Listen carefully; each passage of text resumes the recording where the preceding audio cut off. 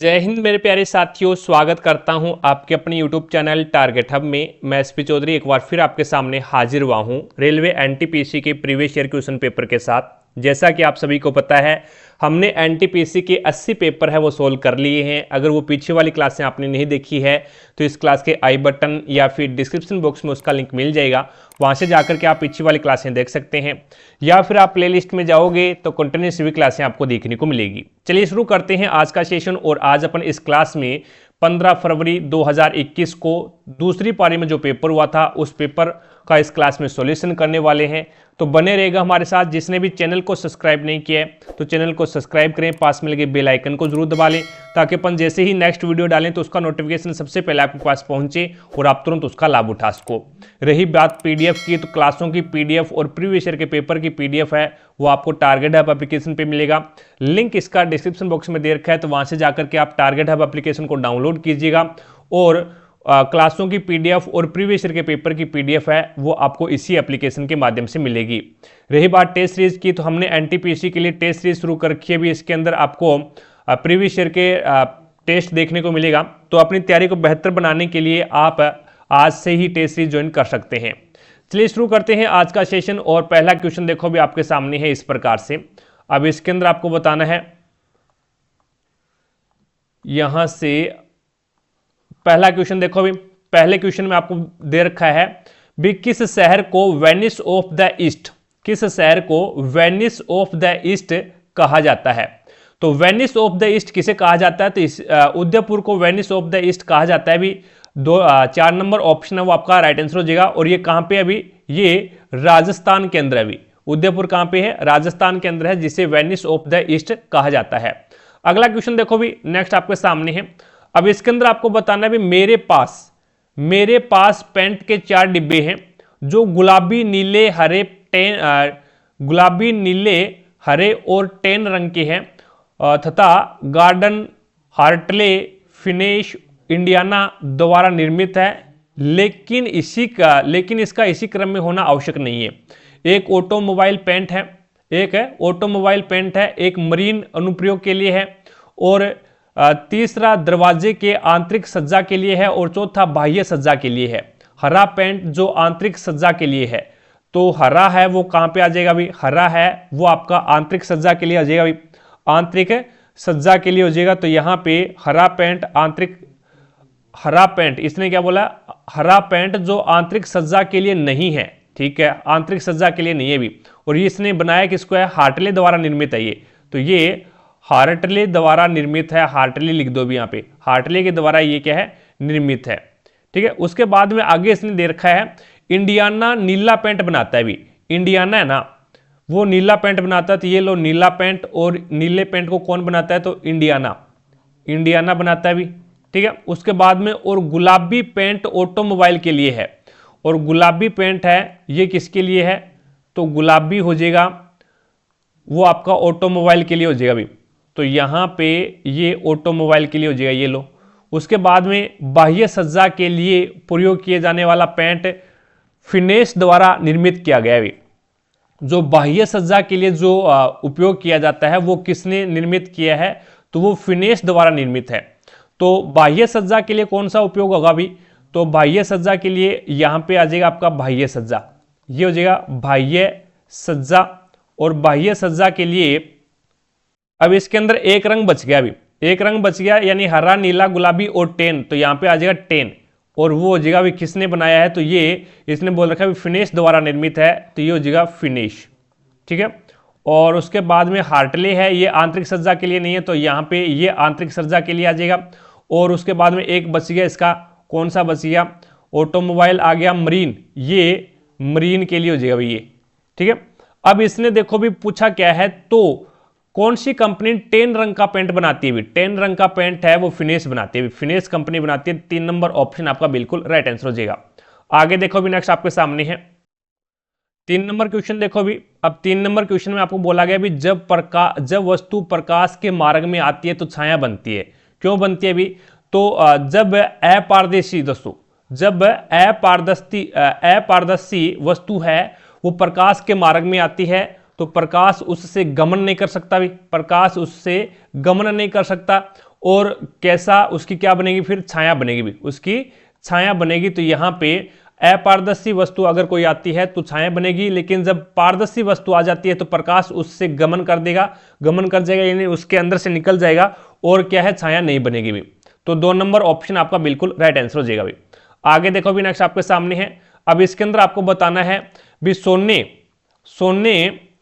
और चांदी को 8:12 के अनुपात में एक साथ पिघाला जाता है। यदि 30 केजी सोने का उपयोग किया जाता है, 30 केजी सोने का उपयोग किया जाता है तो पिघले हुए मिश्र धातु का वजन आपको बताना है भी।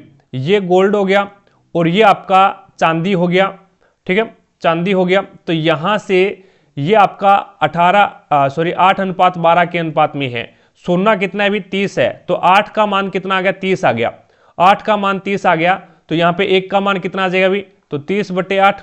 आपको मान किसका बताना है, तो मिश्र धातु यानी पिघले हुए मिश्र धातु का वजन बताना है। तो वजन हमारे अनुसार कितना है, वजन 12 चांदी है और 8 है सोना है, तो हमारे अनुसार तो 20 है, तो इंटू कर दो 20 से। तो यहाँ पे 4 से काट दो, 4 2 8 और ये जो 4 5 20, 2 एकम 2 और 15 और 15 5 75, तो इसका 75 kg आ जाएगा भाई। 75 kg है वो इसका क्या आ जाएगा, वजन आ जाएगा। 4 नंबर ऑप्शन आपका बिल्कुल राइट आंसर हो जाएगा।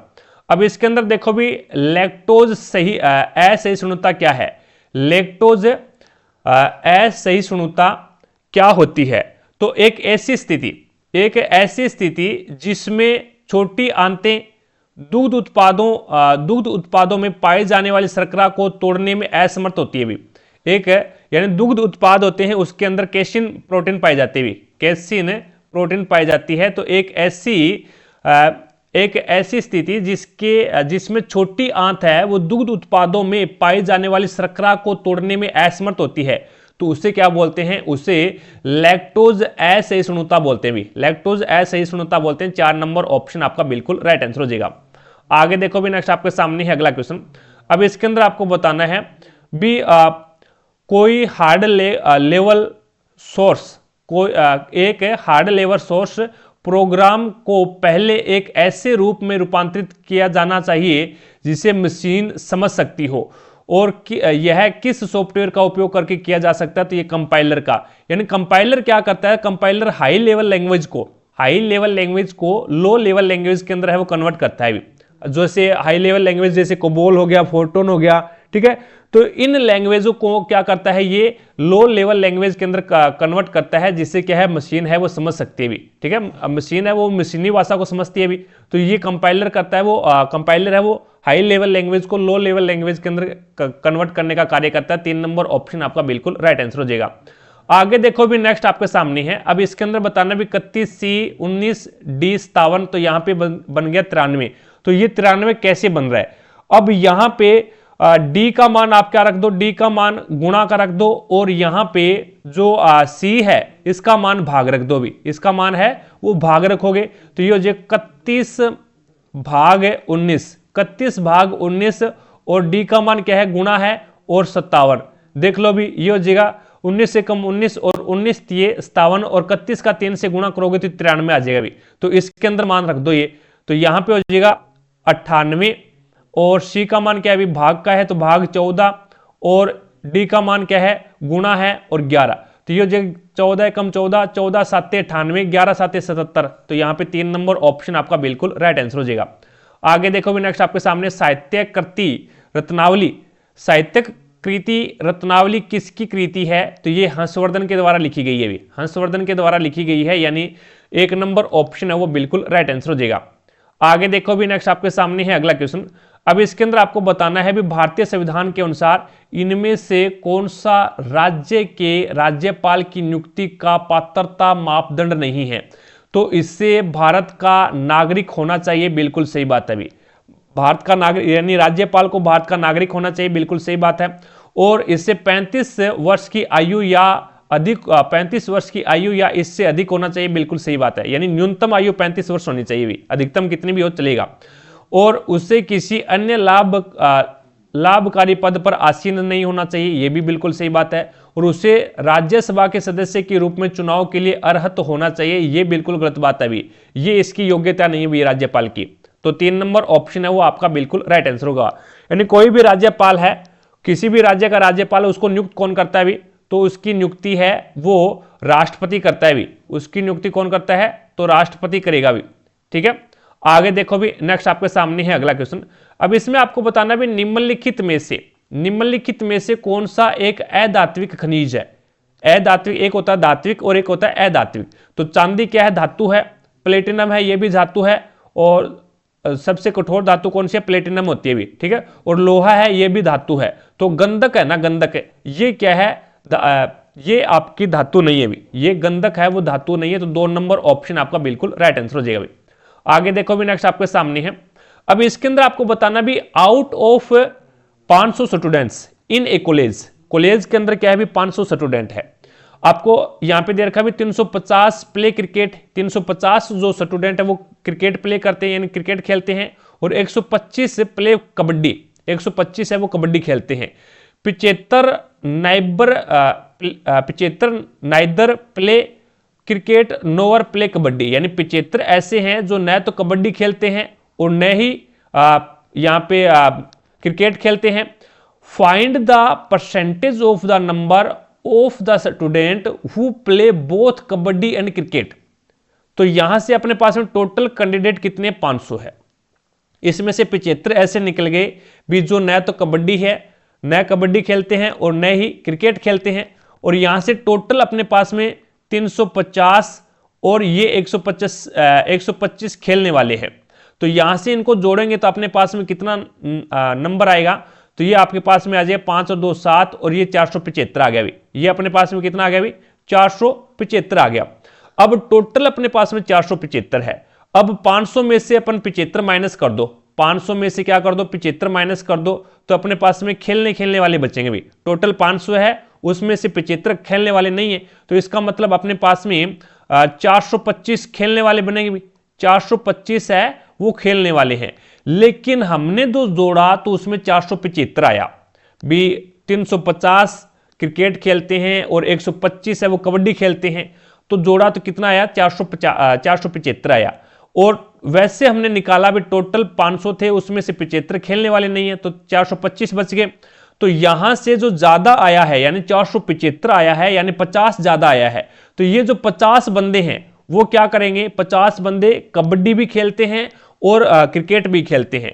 तो आपको यही बताना था भी ऐसे कितने परसेंटेज स्टूडेंट हैं जो बोथ कबड्डी और क्रिकेट दोनों खेलते हैं। तो 50 है वो कबड्डी और क्रिकेट दोनों खेलेंगे भी। और कितने में से खेलते हैं भी कबड्डी, और 500 में से इंटू 100% निकालना है। 2 0 से 2 0 कैंसिल, 50 से ये 10 बार कट जाएगा, तो यहाँ पे 10% आ जाएगी। तो टोटल जो स्टूडेंट है उसका 10% है वो दोनों यानी कबड्डी और क्रिकेट खेलते हैं। तो 4 नंबर ऑप्शन आपका बिल्कुल राइट आंसर हो जाएगा। आगे देखो भी, नेक्स्ट आपके सामने है। अब पेन को 16,514 लिख रहा है, यानी पी आता है 16 पे, ई आता है 5 पे और एन आता है 14 पे, डायरेक्ट लिख दिया इसने। ठीक है, तो आई आता है 9 पे, एन आता है 14 पे और के आता है आपका 11 पे। तो आपका 1 नंबर ऑप्शन बिल्कुल राइट आंसर हो जाएगा। आगे देखो भी, नेक्स्ट आपके सामने है। अब इसके अंदर आपको बताना है भी कथन दे रखा भी अधिकांश लोग पुराने गीत पसंद करते हैं। अधिकांश लोग है वो पुराने गीत पसंद करते हैं। निष्कर्ष क्या निकला, तो पुराने गीत नए गीतों की तुलना में कम महंगे होते हैं भी। ये तो अपन नहीं बता सकते भी महंगे होते हैं या फिर नहीं महंगे होते, लेकिन इसने ये बोला भी पुराने अधिकांश लोग है ना वो पुराने गीतों को पसंद ज्यादा करते हैं भी। तो नए गीतों की तुलना में पुराने गीत श्रोता की भावनाओं को बेहतर ढंग से छूते हैं, तभी है वो लोग पुराने गीतों को क्या है ज्यादा महत्व देते हैं। तो सेकंड इसके अंदर सेकंड निष्कर्ष वो सही है, पहला गलत हो जाएगा इसमें। आगे देखो भी, नेक्स्ट आपके सामने है।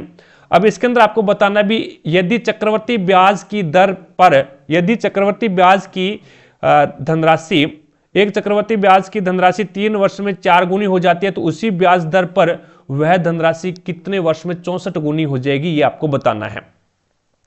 तो इसके अंदर देखो भी 3 वर्ष के अंदर कितनी हो जाती है, 4 गुनी हो जाती है। तो यहां पे देखो भी पहले वो धनराशि थी 1 और 3 वर्ष लगा 4 गुनी होगी, 3 वर्ष लगा और उसके बाद में फिर ये 4 गुनी होगी। अब इसका फिर 4 गुनी होगा तो कितना हो जाएगा भाई, 4 चौके 16। अब कितना समय लगा, 3 वर्ष लगा।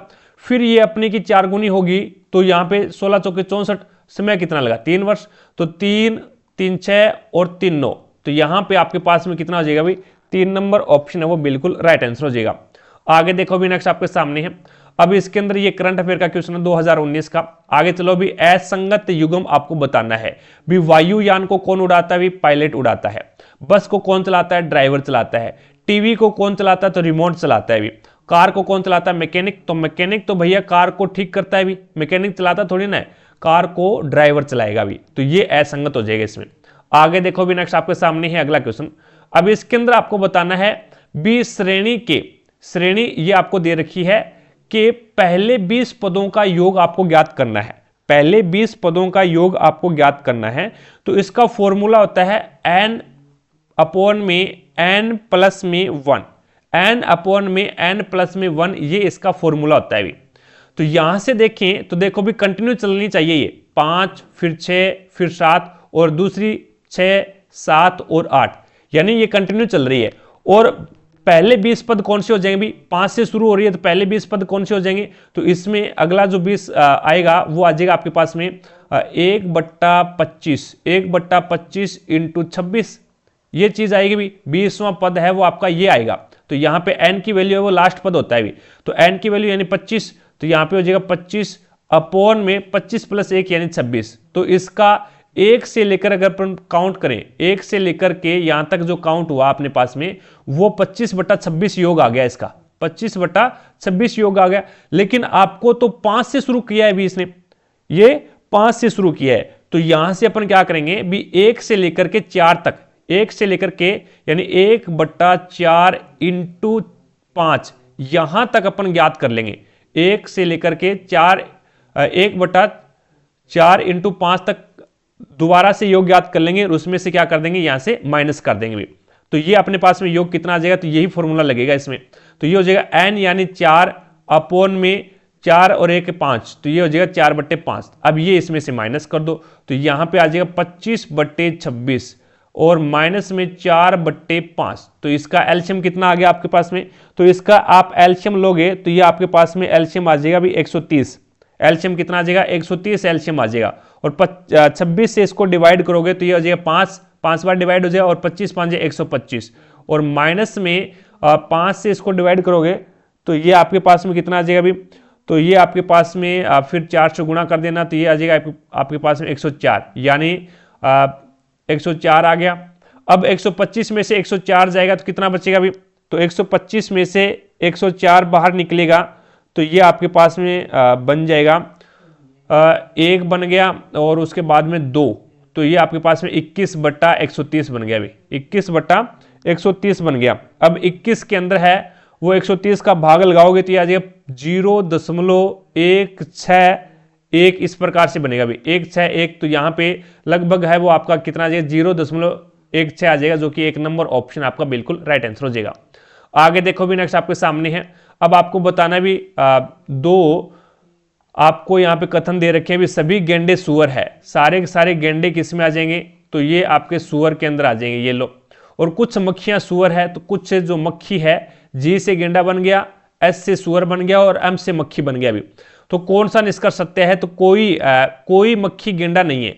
कोई भी आपकी जो मक्खी है वो गेंडा नहीं है। तो गेंडा हो भी सकती है भी, ये कोई जरूरी थोड़ी ना है, नहीं है। तो पहला गलत हो गया अभी।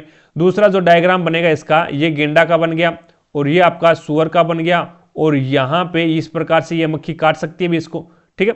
और अगला देखो भी, कुछ मक्खियां गेंडे हैं, तो इसके अंदर तो कुछ मक्खी गेंडे हैं लेकिन इसके अंदर नहीं है, तो ये भी गलत हो जाएगा भी। यानी इस प्रकार के अगर 2 डायग्राम बन रहे हैं तो उसमें दोनों के अंदर सही होना चाहिए भी, तभी आपका निष्कर्ष सत्य माना जाएगा।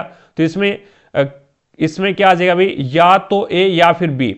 अब यहां पे क्या दे रखा है इसने दे रखा है कोई मक्खी गेंडा नहीं है, पहले में ये दे रखा था, और दूसरे में दे रखा भी कुछ मक्खियां गेंडा है। तो ये इसके अंदर या की कंडीशन लगेगी। या की कंडीशन क्यों लगेगी? क्योंकि पहले वाले के अंदर था कोई भी मक्खी गेंडा नहीं है, तो इसके अंदर ये सही हो रहा है, अभी इसके अंदर गलत हो रहा है। और दूसरा अगर अपन बात करें तो कुछ मक्खी गेंडा है, तो कुछ मक्खी गेंडा तो इसके अंदर सही नहीं है, इसके अंदर सही है।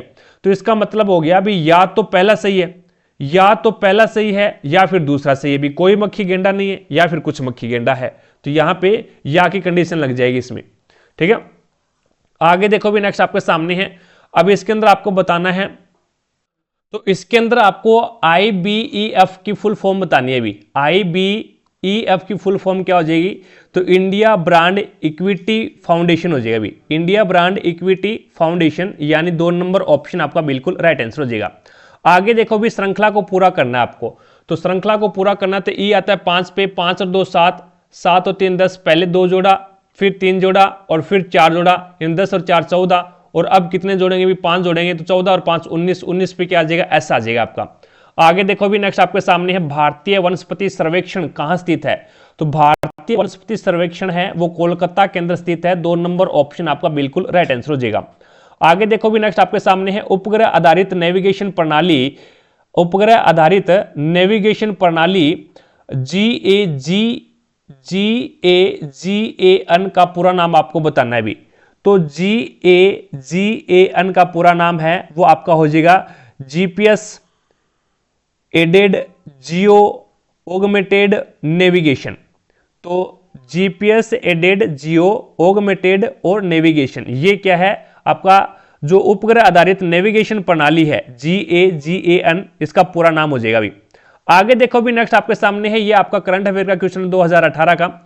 नेक्स्ट पे लेके चलता हूं, अगला क्वेश्चन देखिएगा, ये इनमें से कौन सा देश 29 जुलाई 2016 को विश्व व्यापार संगठन का 164वां सदस्य बना था, तो अफगानिस्तान बना था भी। विश्व व्यापार संगठन जिसे बोलते हैं WTO, तो WTO का भारत सदस्य कब बना था भी, तो WTO का भारत सदस्य है वो 1995 के अंदर बना था भी, 1995 के अंदर है वो WTO का भारत है वो सदस्य बना था, वर्ल्ड ट्रेड ऑर्गेनाइजेशन बोलते हैं जिसको।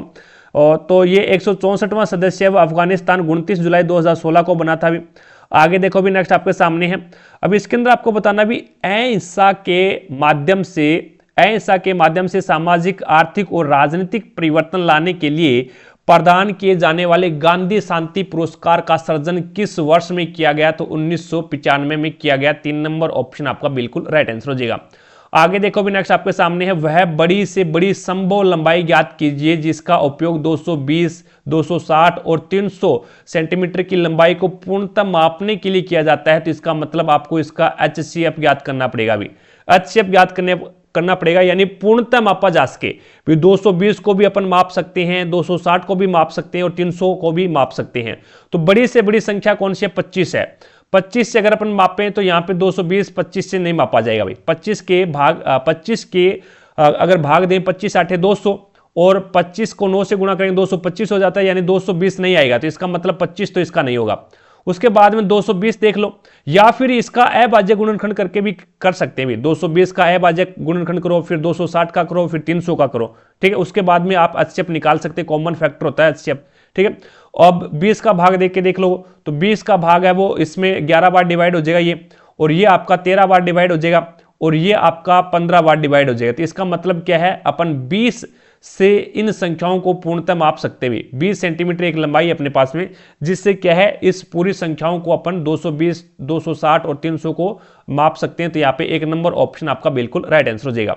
आगे देखो भी नेक्स्ट आपके सामने है, अब इसका मान आपको ज्ञात करना है, यानी इसके अंदर आपको दे रखा है भी एक जो x का मान है वो 1 से बड़ा है भी, तो यहां से क्या कर देते हैं, दोनों ओर क्या कर देते हैं, वर्ग कर देते हैं भी, दोनों ओर वर्ग कर देंगे तो ये आपका बन जाएगा x प्लस 1/x, और इसका स्क्वायर करोगे और इधर स्क्वायर करोगे तो ये 29 के ऊपर से रूट हट जाएगा भी, स्क्वायर करोगे तो 29 के ऊपर से रूट हट जाएगा, तो ये ओपन करोगे तो ये हो जाएगा x की स्क्वायर प्लस में 1/x की स्क्वायर और प्लस में 2x और 1/x। आपको पता है भी ये a प्लस बी की होल स्क्वायर के रूप में ओपन होगा, a की स्क्वायर प्लस b की स्क्वायर प्लस 2ab, तो x से x कट गया और बराबर में क्या आपके पास में 29 है। अब ये प्लस का 2 है, बराबर से दूसरी साइड में जाएगा तो ये माइनस का 2 हो जाएगा भी, तो आपके पास में क्या बनेगा, x की स्क्वायर प्लस में 1/x की स्क्वायर और बराबर में आपके पास में कितना आ गया, तो ये आपके पास में आ जाएगा 29 में से 2 जाएंगे तो 27 आ जाएगा।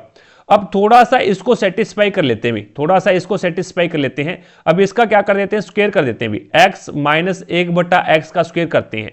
अब इसका स्क्वायर करते हैं तो ये आपके पास में क्या बनेगा, x की स्क्वायर प्लस में 1/x की स्क्वायर और माइनस में 2x 1/x, तो x से x कैंसिल हो गया। अब इसका मान आपके पास में है कहां पे सर, ये रहा 27, तो ये मान रख दो इसके अंदर, तो ये हो जाएगा x प्लस माइनस 1/x की स्क्वायर होल स्क्वायर कर रखा है आपने, और बराबर है इसका मान क्या है 27 है, और यहाँ पे क्या है माइनस का 2 है, तो 27 में से 2 जाएगा तो 25 बचेगा भी 25, और ये मान किसका चल रहा है x माइनस 1/x और इसका होल स्क्वायर। अब यहां से होल स्क्वायर हटाएंगे तो इसके ऊपर क्या है रूट लग जाएगा भी, और जो 25 है वो 5 के रूप में बाहर आ जाएगा। तो यहां से x माइनस 1/x का मान आपके पास में कितना आ गया 5 आ गया, जो कि 3 नंबर ऑप्शन आपका बिल्कुल राइट आंसर हो जाएगा। आगे देखो भी नेक्स्ट आपके सामने है हिमालय का इनमें से कौन सा पहाड़ी दर्रा उत्तराखंड को तिब्बत से नहीं जोड़ता, उत्तराखंड को तिब्बत से नहीं जोड़ता है, तो वो आपका सिपकिला दर्रा हो जाएगा भाई। सिपकिला दर्रा है ये कहां पे है, तो ये हिमाचल प्रदेश के अंदर है भाई, जहां से आपकी सतलज नदी होकर गुजरती है भी। सतलज नदी है वो कहां से गुजरती है, तो सिपकिला दर्रा से होकर भारत में आती है। मान्ना दर्रा है ये उत्तराखंड में है, ठीक है, और मांगसा धुरा है ये भी उत्तराखंड के अंदर है, और नीति दर्रा है ये भी उत्तराखंड के अंदर है। तो यहां पे आपका 1 नंबर ऑप्शन है ये हिमाचल प्रदेश के अंदर है भी। आगे देखो भी नेक्स्ट आपको महत्व समावर्त ज्ञात करना है, महत्व समावर्त यानी HCF ज्ञात करना है। तो बड़ी से बड़ी संख्या का एक तो ये कर लो भी, भाग दे के देख लो भी सभी में, या फिर 108, 288 और 360 का अभाज्य गुणनखंड कर लो भी। अभाज्य गुणनखंड 108 का करोगे तो इस प्रकार से करना पड़ेगा आपको, ठीक है। तो इसके अंदर है वो 2 से डिवाइड करो तो ये 5 और 4 हो जाएगा, फिर 2 से डिवाइड करो तो ये 27 बार चला जाएगा, 27 2 54 होते हैं, फिर 3 से गुणा करोगे तो ये 9 बार, फिर 3 से गुणा करोगे 3, फिर 3 से गुणा करोगे तो 1 आ जाएगा। इसी प्रकार से यहाँ पे 288 का देख लो भी, 288 का देखोगे तो ये 2 से करोगे तो ये 2 एकम 2, 2 चौके 8, 2 चौके 8, फिर 2 से करोगे डिवाइड तो ये 2 7 14, 2 2 4, फिर 2 से डिवाइड करोगे तो 36 2 72, फिर 2 से डिवाइड करोगे तो ये हो जाएगा 18 2 36, फिर 2 से डिवाइड करोगे तो 9, फिर 3 से डिवाइड करोगे तो 3, फिर 3 से डिवाइड करोगे तो 1। इसी प्रकार से 360 का देख लो, 360 का देखोगे तो ये आपके पास में 2 से डिवाइड करोगे 18 2 36, फिर 2 से डिवाइड करोगे तो ये हो जाएगा 90 2 180, फिर 2 से डिवाइड करोगे तो 30, फिर 2 से डिवाइड करोगे तो ये 15, और फिर 3 से डिवाइड करोगे तो ये आपका चला जाएगा 5 बार, फिर 3 से डिवाइड करोगे तो 5 से, फिर 5 से डिवाइड करोगे तो आपका आ जाएगा 1। अब इसके अंदर देख लो भी, अब इसके अंदर है वो थोड़ा सा यहाँ पे गलत कर दिया क्या, 18 2 36 होते हैं, 9 2 18 होते हैं, और फिर 45 आएगा भी, यहाँ पे थोड़ा सा गलत कर दिया अपन ने, यहाँ पे क्या आएगा भी 45 आएगा, ठीक है। तो ये 90 का आधा 45, फिर आप 5 से डिवाइड करो या फिर 5 से डिवाइड करोगे तो ये 15 तो 45 होते हैं, फिर आप 3 से डिवाइड करोगे तो ये 5 बार चला जाएगा, ठीक है, और उसके बाद में 5 और फिर आपका आ जाएगा 1। तो ये आपका ग्रुप बन के आएगा भी। यहाँ पे दोबारा से देखो भी, इसको थोड़ा सा फिर से अपन ने गलत कर दिया भी, यहाँ पे 45 आएगा, ये आपका 45 आ गया, फिर आप 3 से डिवाइड कर दो इसको तो ये हो जाएगा 15 3 45, फिर आप 3 से डिवाइड कर दो 5 और फिर 5 और फिर 1, इस प्रकार से होगा भी।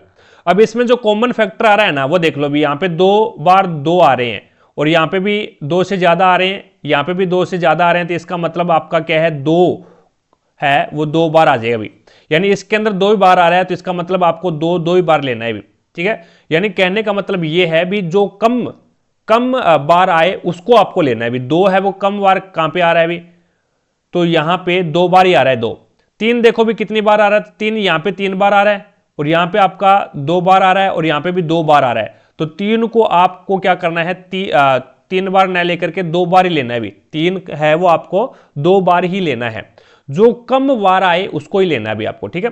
तो 2 2 4, 4 3 12 और 12 3 36, तो इसका एलसीएम कितना आ जाएगा भी 36 आ जाएगा। इस प्रकार से निकाल सकते हैं, ये बेसिक तरीका है। और अगर आप सबसे बड़ी संख्या उठाओ और इसका क्या है भाग दे करके देख लो इसके अंदर, तो वो भी आपका अच्छेप होता है, अच्छेप बड़ी संख्या होती है भी, ठीक है। आगे देखो भी नेक्स्ट आपके सामने है, अब इसके अंदर आपको बताना भी वह छोटी से छोटी पूर्ण वर्ग संख्या ज्ञात कीजिए जो 2 5 7 8 और 10 से पूर्णतः विभाज्य हो। 2 5 7 8 10 से विभाज्य हो, तो सारी की सारी संख्याएं वो 10 से तो डिवाइड है, सारी की सारी संख्याएं 10 से डिवाइड है, 5 से भी डिवाइड है, ठीक है, और 2 से भी डिवाइड है। 2 से भी डिवाइड होगी, 5 से भी डिवाइड होगी, और 10 से भी डिवाइड होगी। अब आपको ज्ञात करना है 7 और 8, 7 और 8 से डिवाइड होने वाली। अब यहाँ पे 8 से डिवाइड करके देखेंगे तो यहाँ पे लास्ट की 3 डिजिट है वो 8 से डिवाइड होने चाहिए। अब यहाँ पे 19 के अंदर 8 का भाग देंगे तो कितना बचेगा भी, 8 2 16, बच गया 3 30, और फिर आपका 8 या 24, और बच गया कितना 60। ये भी 8 से डिवाइड हो जाएगा भी, लेकिन ये 7 से डिवाइड नहीं होगा भी। 7 2 14, बच गया कितना भी 5, बच गया 50, 7 से डिवाइड नहीं होगा ये, ठीक है। ये 7 से डिवाइड नहीं होगा भी, और उसके बाद में ये 7 से डिवाइड करके देखें तो ये 7 से डिवाइड हो जाएगा क्या, 7 2 14 46 और 42, और ये भी डिवाइड नहीं होगा भी। ये देखो भी 7 2 14, बच गया 5 56, 7 8 56, और इसके अंदर 8 का डिवाइड करोगे तो 8 से भी डिवाइड हो जाएगा भी ये। तो यहां पे आपका राइट आंसर क्या हो जाएगा, 3 नंबर ऑप्शन है वो बिल्कुल राइट आंसर हो जाएगा भी, ठीक है। आगे देखो भी, नेक्स्ट आपके सामने है 2 अक्टूबर 2019 को महात्मा गांधी की 150वीं जयंती बनाई गई थी भी, 150वीं जयंती बनाई गई थी। 1 नंबर ऑप्शन आपका बिल्कुल राइट आंसर हो जाएगा। अब इसके अंदर देखो भी एक समचतुर्भुज है, इस प्रकार से एक समचतुर्भुज इसमें बनाया गया है, और यहां पे इसका ABC जो भाग है, समचतुर्भुज की आमने सामने की भुजाएं हैं वो बराबर होती है भी, ठीक है। और यहां पे आमने सामने की क्या, आमने सामने की भुजाएं तो समांतर में होती है भी। समचतुर्भुज की तो सभी की सभी भुजाएं हैं वो समान होती है भी, ठीक है। अब इसके अंदर ये A हो गया, ये आपका B हो गया, ये आपका C हो गया, और ये आपका D हो गया। अब इसने बोला भी ACB, AC और B, ये जो कोण है वो कितने डिग्री का है, 40 डिग्री का एंगल बता रखा है इसने। ये जो एंगल है वो कितने का है, 40 डिग्री का है भी, ठीक है। 40 डिग्री का है, तो आपको बताना है ADB, AD और B, यानी ये एंगल आपको बताना है, ये एंगल है वो आपको बताना है कितने डिग्री का होगा। तो यहां से ये जो इसके जो विकर्ण है, इसके जो विकर्ण है वो शीर्ष भाग को क्या है, 2 बराबर भागों में डिवाइड करते हैं। शीर्ष जो भाग होता है इसको 2 बराबर भागों में डिवाइड करते हैं। कहने का मतलब अगर ये आपका 40 है, ये 40 है, तो ये इधर वाला भी आपका क्या होगा भी 40 का होगा, ये इधर वाला भी आपका 40 का होगा। 2 समान पार्टों में डिवाइड करते हैं। और ये भी आपको पता होगा भी, जो 2 आसन यानी शीर्ष पर बने कोणों को समद्विभाजित करते हैं। पहली बात तो ये होगी, शीर्ष के ऊपर बना जो कोण है उसको क्या है, समद्विभाजित 2 समान भागों में डिवाइड करते हैं। दूसरी बात, जो पास यानी जो आसन कोणों का योग होता है वो कितने का होता है, वो 180 डिग्री का होता है भी। अगर ये पूरा कितना बन गया, तो ये पूरा आपका 40 का ये है और 40 का ये, यानी 80 का बन गया। और 2 आसन कोण का मतलब हो गया भी D प्लस C का योग कितना होगा, 180 होगा। इसी प्रकार से A प्लस D का योग 180 होगा। इसी प्रकार से A प्लस B का योग 180 होगा। B प्लस C का योग 180 होगा, यानी आसन कोणों का योग भी कितना होता है, 180 होता है। तो यहां पे इस पूरा यानी C कोण, पूरा C कोण कितने का हो गया, 80 डिग्री का हो गया।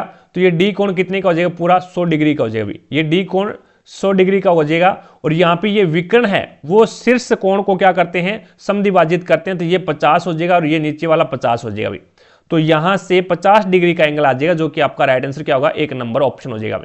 आगे देखो भी, नेक्स्ट आपके सामने है दिसंबर 2015 में आयोजित प्रथम भारतीय अंतर्राष्ट्रीय विज्ञान महोत्सव का आयोजन कहां किया गया था, तो ये IIT दिल्ली के अंदर किया गया था। 1 नंबर ऑप्शन आपका बिल्कुल राइट आंसर हो जाएगा। अब इसके अंदर देखो भी, यहाँ पे बताना है भी, एक निश्चित साधारण ब्याज की दर पर एक धनराशि 5 वर्ष के बाद बढ़कर के 7500 से बढ़कर 7500 और 7 वर्ष बाद 9200 हो जाती है। तो वार्षिक साधारण ब्याज की दर आपको ज्ञात करनी है।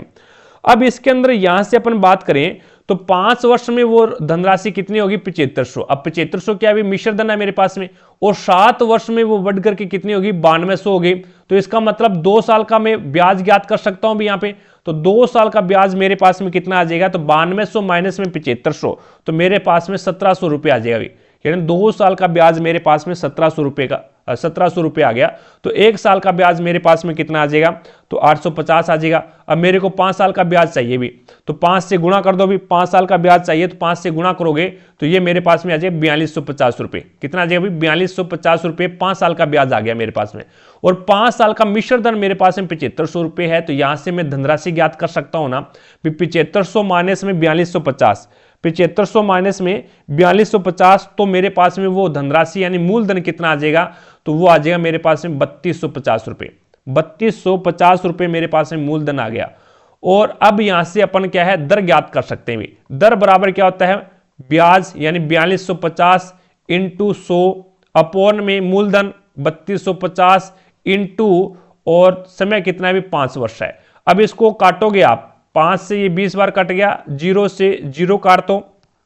अब इसको काटोगे तो आपके पास में ये आप भाग दोगे 340 के अंदर, काटा पीटी करने के बाद 340/13 आएगा, और उसके बाद में ये आपका कितना बन जाएगा, भाग दे लेना भाई, 26.2 के करीबन आएगा भाई, 26.2 के करीबन ये आपका बन जाएगा, जो कि 3 नंबर ऑप्शन आपका बिल्कुल राइट आंसर हो जाएगा।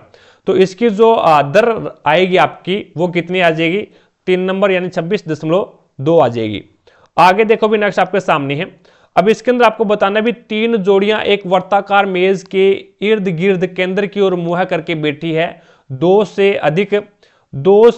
अधिक पुरुष या 2 से अधिक महिलाएं नहीं बैठी हुई, एक दूसरे के बगल में नहीं बैठे हैं, और कोई भी पुरुष अपनी पत्नी के बगल में नहीं बैठा भी, कोई भी पुरुष है वो अपनी पत्नी के बगल में नहीं बैठा। बी सी के बाईं ओर, इस प्रकार से 3 जोड़ियां, तो इसका मतलब कैंडिडेट टोटल 6 अपने पास में, ठीक है। इस प्रकार से 6 कैंडिडेट हो गए। अब बी है ना, वो सी के बाईं और बगल में बैठा है भी, सी के बाईं और बगल में कौन सा हो जाएगा, तो बी यहां पे बैठा है। उसके बाद में इसने बोला है जिसकी पत्नी उसके बाद बैठे व्यक्ति के ठीक सामने बैठी है। जिसकी पत्नी है वो, जिसकी पत्नी यानी बी की पत्नी, और उसके बाद बैठे व्यक्ति के ठीक सामने बैठी है भी। तो यहां से इसने बोला भी जिसकी पत्नी उसके बाद बैठे व्यक्ति के ठीक सामने बैठी है, तो उसके बाद में बैठा व्यक्ति कौन है, उसके बाद में बैठे व्यक्ति के ठीक सामने बैठी है। तो यहां पे अब बी के बाद में कौन बैठेगा भाई, ये व्यक्ति बैठेगा, और इसके सामने बैठी है, तो इसका मतलब बी की पत्नी बैठी है भी यहां पे, ठीक है। उसके बाद में इसने बोला है भी ए की पत्नी उस ए और उसकी पत्नी, यानी ए और उसकी पत्नी सी की पत्नी के दोनों ओर बैठे हैं भी। ए की जो पत्नी है वो सी की पत्नी के दोनों ओर बैठे हैं, दोनों ओर बैठे हैं। तो यहां पे बी की पत्नी आ जाए, यहां पे सी की पत्नी आ जाएगी, और सी की पत्नी के दोनों ओर बैठे हैं, तो इसका मतलब आपका ए यहां पे आ जाएगा, और आपका ए तो यहां पे आ जाएगा, और ए की पत्नी है वो यहां पे आ जाएगी भी, ठीक है। ए की पत्नी यहां पे आ जाएगी, दोनों ओर बैठे हैं भी। तो इसमें बोला है भी ए के बाईं ओर और दाईं ओर बगल में कौन बैठा है, तो ए के बाईं ओर कौन है भी, तो ए के बाईं ओर है वो बी की पत्नी है, तो बी की पत्नी हो जाएगी। और ए के दाईं ओर कौन है, तो ए का दायां कौन सा है, सी की पत्नी है, तो यहाँ पे बी और सी की पत्नी हो जाएगी, जो कि आपका 3 नंबर ऑप्शन बिल्कुल राइट आंसर हो जाएगा। आगे देखो भी नेक्स्ट आपके सामने है, महाद्वीपों के अपवाह के लिए जिम्मेदार गतियां पोलर फ्लीडिंग बल एक एवं ज्वारीय बल के कारण उत्पन्न होती है। पोलर फ्लीइंग बल इनमें से किससे संबंधित है, तो वो पृथ्वी के घूर्णन से संबंधित हो जाएगा भाई, पृथ्वी के घूर्णन से संबंधित हो जाएगा। 4 नंबर ऑप्शन है वो आपका बिल्कुल राइट आंसर हो जाएगा। आगे देखो भी नेक्स्ट आपके सामने है, एक सेल्समैन एक लैपटॉप के प्रति मूल्य 25% की शुरुआती छूट देने के बाद 20% की अतिरिक्त छूट प्रदान करता है, तो लैपटॉप का अंतिम विक्रय मूल्य है वो 18,000 रुपये, तो उसका अंकित मूल्य कितना था ये आपको बताना है। मैंने मान लिया भी उसका अंकित मूल्य 100 रुपये है, ठीक है, और इसमें क्या है 25% की छूट दे दी, तो यानी 75 रुपये, और उसके बाद में इसने क्या है इसकी 80% की 20% की और अतिरिक्त छूट दे दी, तो 20% की छूट देगा तो कितने में बेचेगा, 80 में बेचेगा, तो अपॉन में 100, तो यहाँ पे 25 दिया, 75, 25 चौका 100, 4 एकम 4, और ये हो जाएगा 4 दुए 8, और 20 आ जाएगा, 20 या 60, तो हमारे पास में 60 आ गया अभी। 60 बराबर इसने क्या कितना दे रखा है, 18,000 रुपये दे रखा है, तो एक का मान यहाँ पे कितना आ जाएगा, और एक का मान आपके पास में 300 आ जाएगा अभी, एक का मान 300 आ जाएगा। आपको चाहिए अंकित मूल्य, आपने माना कितना है 300, तो आपने माना कितना है 100, तो 300 का 100 से गुणा करवा दो, 30,000 रुपये आ जाएगा, जो कि आपका 3 नंबर ऑप्शन बिल्कुल राइट आंसर हो जाएगा। आगे देखो भी नेक्स्ट आपके सामने है, ये दिसंबर 2018 का करंट अफेयर का क्वेश्चन है भी। आगे देखिएगा, अब इसमें बताना भी एक परीक्षा में 45% छात्र उत्तीर्ण हुए और 79,750 अनुत्तीर्ण हुए। परीक्षा में भाग लेने वाले छात्रों की संख्या आपको बतानी है। 45 पास हुए तो इसका मतलब 55 फेल हुए, 45% पास हुए तो 55% है वो फेल हुए, तो 55% का मान आपको कितना दे रखा है, 79,750 दे रखा है। तो एक का मान कितना आ जाएगा, तो ये 55 इसके भाग में चला जाएगा। आपको चाहिए 100 का मान, तो इंटू कर दो 100 से, तो ये 5 से काट दो, 2 5 100 और 11 5 55 भी 11 5 55, 11 बार कट जाएगा, और ये 11 से काटोगे तो 11 7 77 बच गया कितना 2 और 27, 11 2 22 बच गया 5 55, 11 5 55 0। अब 20 से गुणा कर दो, 2 0 आ जाए, 5 2 10, 1 2 2 4 और 1 5, 2 7 14 और 1 15। तो ये आपके पास में कितना आ जाएगा भाई 1,55,000 आ जाएगा, जो कि आपका राइट आंसर यहाँ पे मिल ही नहीं रहा है। 2 2 4 गुना गलत कर दिया अभी। अब इसके अंदर हो जाएगा भी 2 0 आ जाएगा, 2 5 10, 1 2 2 4 और 1 5 और 2 7 14। तो ये आपके पास में हो जाएगा 1,45,000 हो जाएगा अभी। 4 नंबर ऑप्शन आपका बिल्कुल राइट आंसर हो जाएगा। आगे देखो भी नेक्स्ट आपके सामने है। अब इसके अंदर आपको बताना है, अब इसमें पूछा है भी निम्नलिखित में से कौन सा सार्वजनिक क्षेत्र के उपक्रमों का वर्गीकरण नहीं है। निम्नलिखित में से कौन सा सार्वजनिक क्षेत्रों के उपक्रमों का वर्गीकरण नहीं है। तो राज्य निजी क्षेत्र उद्यम, राज्य निधि क्षेत्र उद्यम है, ये क्या है सार्वजनिक क्षेत्र का उपक्रम नहीं है भी। 4 नंबर ऑप्शन आपका बिल्कुल राइट आंसर हो जाएगा। आगे देखो भी नेक्स्ट आपके सामने है, ये आपका करंट अफेयर का क्वेश्चन है भी उस राज्य की राजधानी का नाम बताइए जिसके एक शहर को 2017 से 2019 के बीच लगातार तीसरी बार सर्वोत्तम शहर के रूप में पुरस्कार से नवाजा गया। तो भोपाल हो जाएगा भी। 3 नंबर ऑप्शन आपका राइट आंसर होगा। और भोपाल है वो किस राज्य की राजधानी है, ये आपको कमेंट सेक्शन में कमेंट करके जरूर बताना भी, ठीक है। आगे देखो भी नेक्स्ट आपके सामने है। अब इसके अंदर आपको बताना भी आर का वह मान ज्ञात कीजिए ताकि पहली आर विषम प्राकृत संख्याओं का माध्य आर की स्क्वायर अपॉन में 16 के बराबर हो। अब इसके अंदर देखो भी यहाँ पे आर विषम प्राकृत संख्याओं के माध्य आपको दे रखा है। तो यहां से अपन पहले क्या कर लेते हैं भी आर विषम प्राकृत संख्याओं का योग ज्ञात कर लेते हैं। और आर विषम प्राकृत संख्याओं का योग या फिर विषम प्राकृत संख्याओं का योग ज्ञात करने का फॉर्मूला क्या होता है, एन स्क्वायर होता है भी।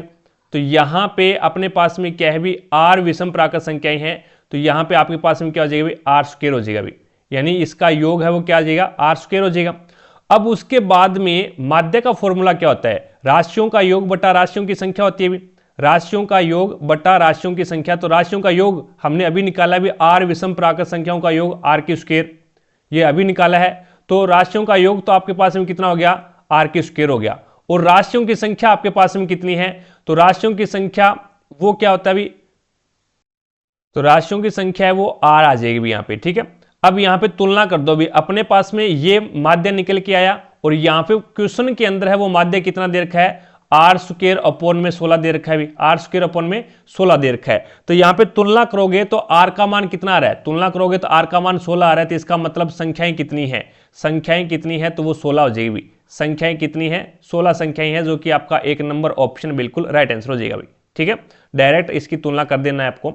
अब यहाँ पे देखो भी इसमें बताया है भी सबसे बड़ी और सबसे छोटी भिन्न का अंतर आपको बताना है। सबसे बड़ी और सबसे छोटी भिन्न कौन सी है वो आपको बताना है। फिर यहाँ से देखो भी 2/3 और 3/4। अब इसका इस प्रकार से गुणा कर दो, वज्र गुणा करवा दो। वज्र गुणा 4 2 8 और 3 3 9, यानी बड़ी कौन सी है, तो इनमें से बड़ी है वो 3/4 है भी, ठीक है। इसी प्रकार से 3/4 और यहाँ पे क्या है 4/5 है, तो इनका वज्र गुणा करवाओगे तो ये आपके पास में ये 15 हो जाएगी और ये 16 हो जाएगी भी, ठीक है। और फिर बड़ी कौन सी हो जाएगी 4/5 बड़ी है, और उसके बाद में इनका वज्र गुणा करवा दो 5/6 का, तो ये हो जाएगा 24 और ये हो जाएगा आपके पास में 25। तो बड़ी कौन सी है, सबसे बड़ी भिन्न कौन सी है 5/6 है, और सबसे छोटी भिन्न कौन सी है 2/3 है। अब सबसे बड़ी और सबसे छोटी भिन्न का अंतर आपको बताना है, तो 5/6 माइनस में 2/3। अब इसका एलसीएम ले लो, 6 एलसीएम आ जाएगा 5 माइनस में, और ये जो 3 2 6 2 2 4, तो आपके पास में मान निकल के आ गया 1/6। कितना आएगा भी 1/6, 2 नंबर ऑप्शन आपका बिल्कुल राइट आंसर हो जाएगा। आगे देखो भी नेक्स्ट आपके सामने है। अब आपको बताना है be the speed of micro processor, यानी जो माइक्रो प्रोसेसर होता है उसकी स्पीड इज नाउ किससे मापी जाती है भी, तो वो क्लॉक स्पीड से मापी जाती है भी।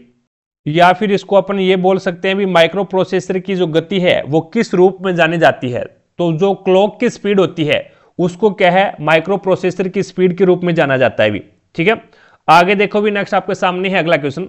अब यहां पे आपको बताना भी इनमें से किस भारतीय राज्य के सबसे लंबे समय तक सेवारत मुख्यमंत्री रहे हैं, इनमें से किसी भारतीय राज्य के सबसे लंबे समय तक सेवारत मुख्यमंत्री रहे हैं तो वो पवन कुमार चामलिंग हो जाएंगे भी।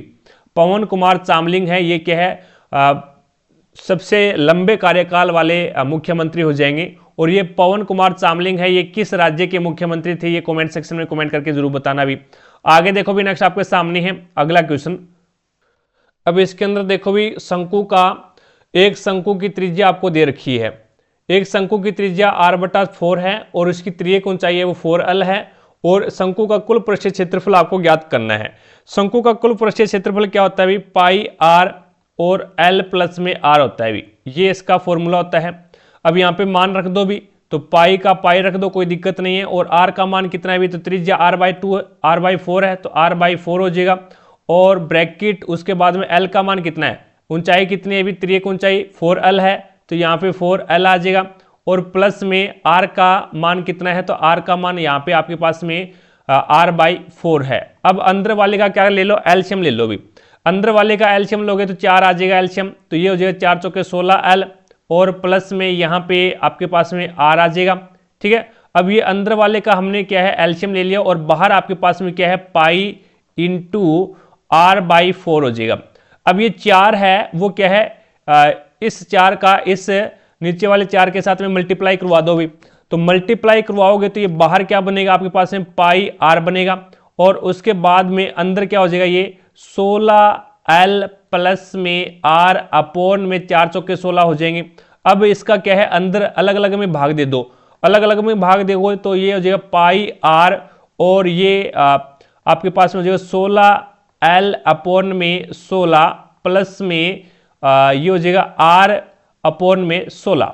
तो ये 16 से 16 कट जाएगा तो ये आपके पास में बचेगा पाई r और ये हो जाएगा l अपॉन में 16, l अपॉन में 16 तो कट गया अभी, 16 तो यहाँ से कट गया तो ये आपके पास में आ जाएगा ओनली l, यानी 16 से 16 कट गया तो l प्लस में r/16 ये ब्रैकेट के अंदर आ जाएगा अभी।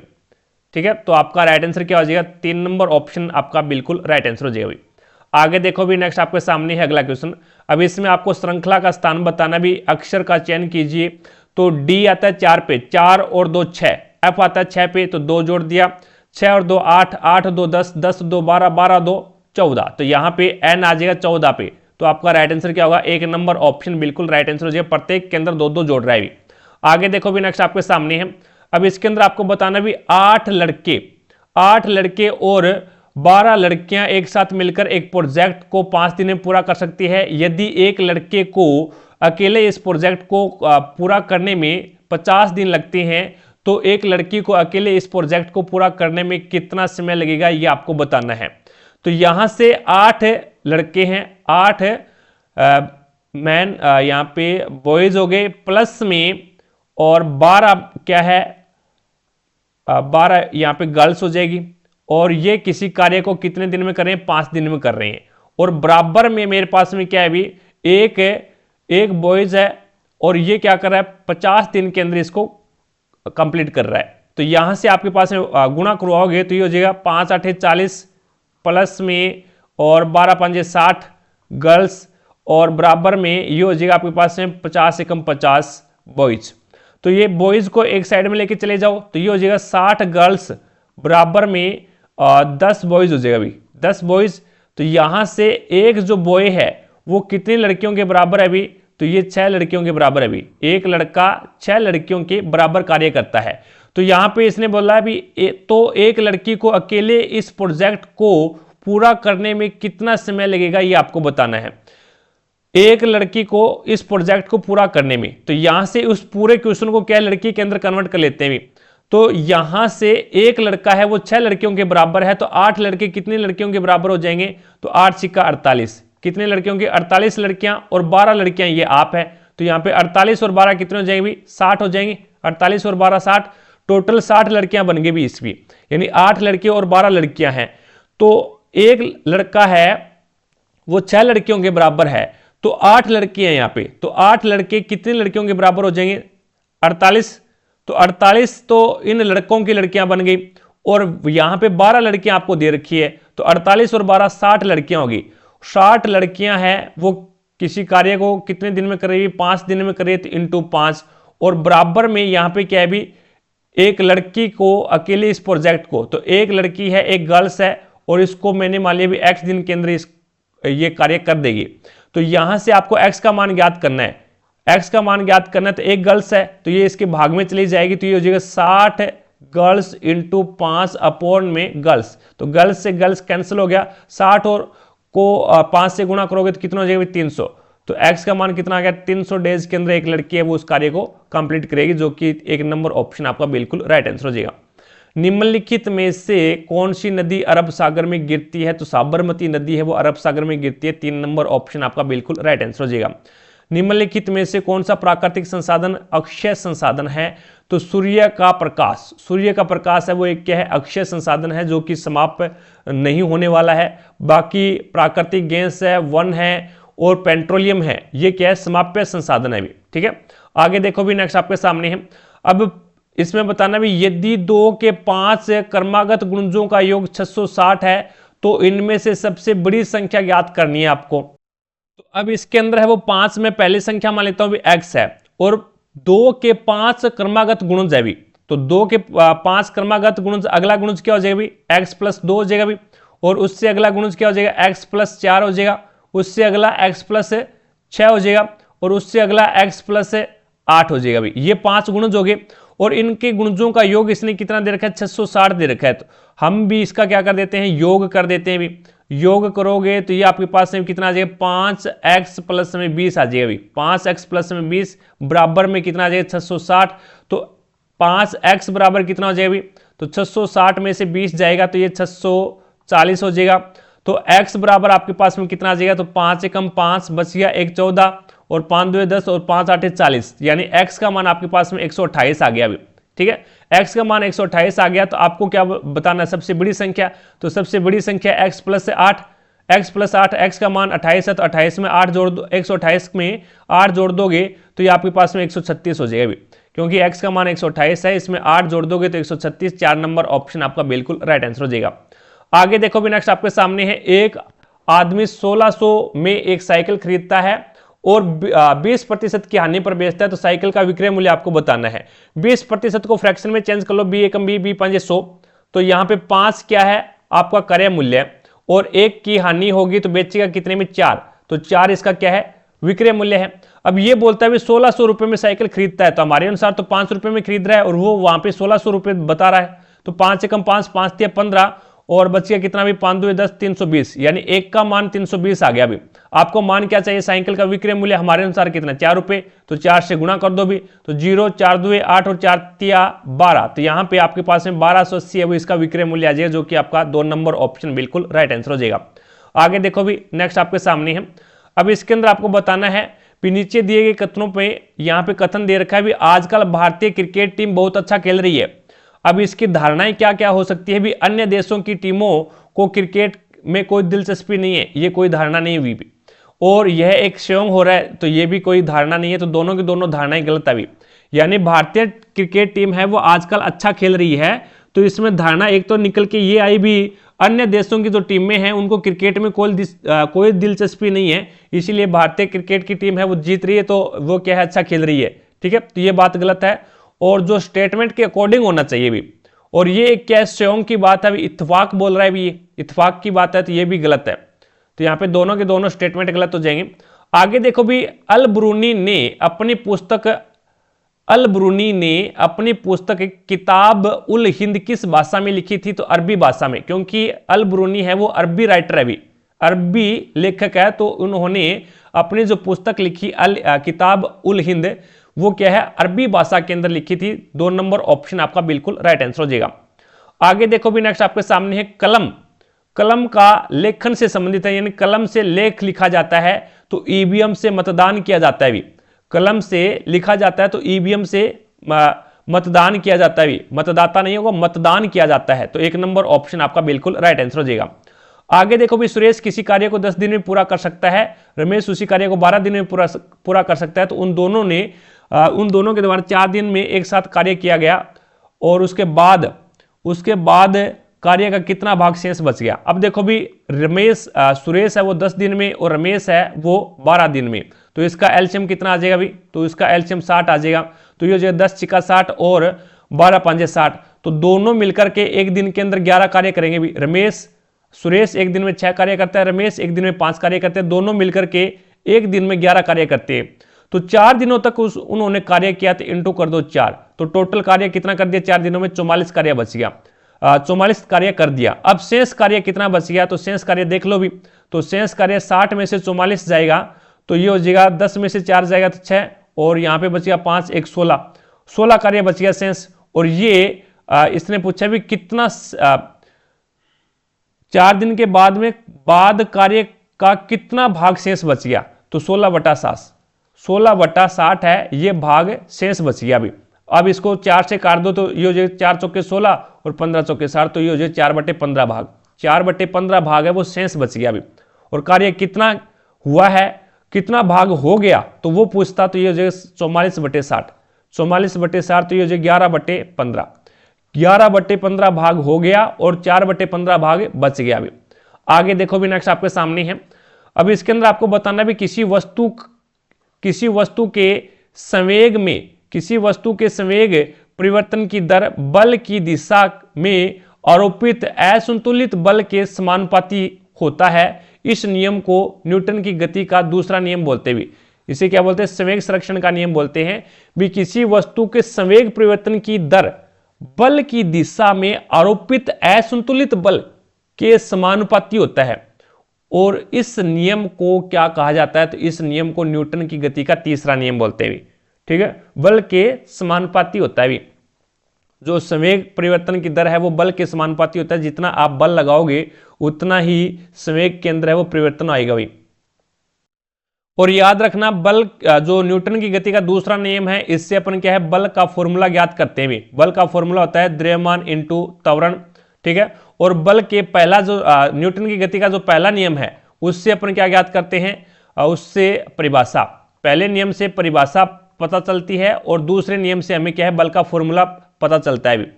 अगला क्वेश्चन देखो भी, पहले नियम को जड़त्व का नियम बोलते हैं भी, न्यूटन की गति के पहले नियम को जड़त्व का नियम बोलते हैं, और जो तीसरा नियम है इसे क्रिया प्रतिक्रिया का नियम बोलते हैं भी। नेक्स्ट क्वेश्चन देखिएगा, अगला क्वेश्चन आपके सामने, 2 sin स्क्वायर थीटा प्लस में 3 cos स्क्वायर थीटा का न्यूनतम मान आपको ज्ञात करना है।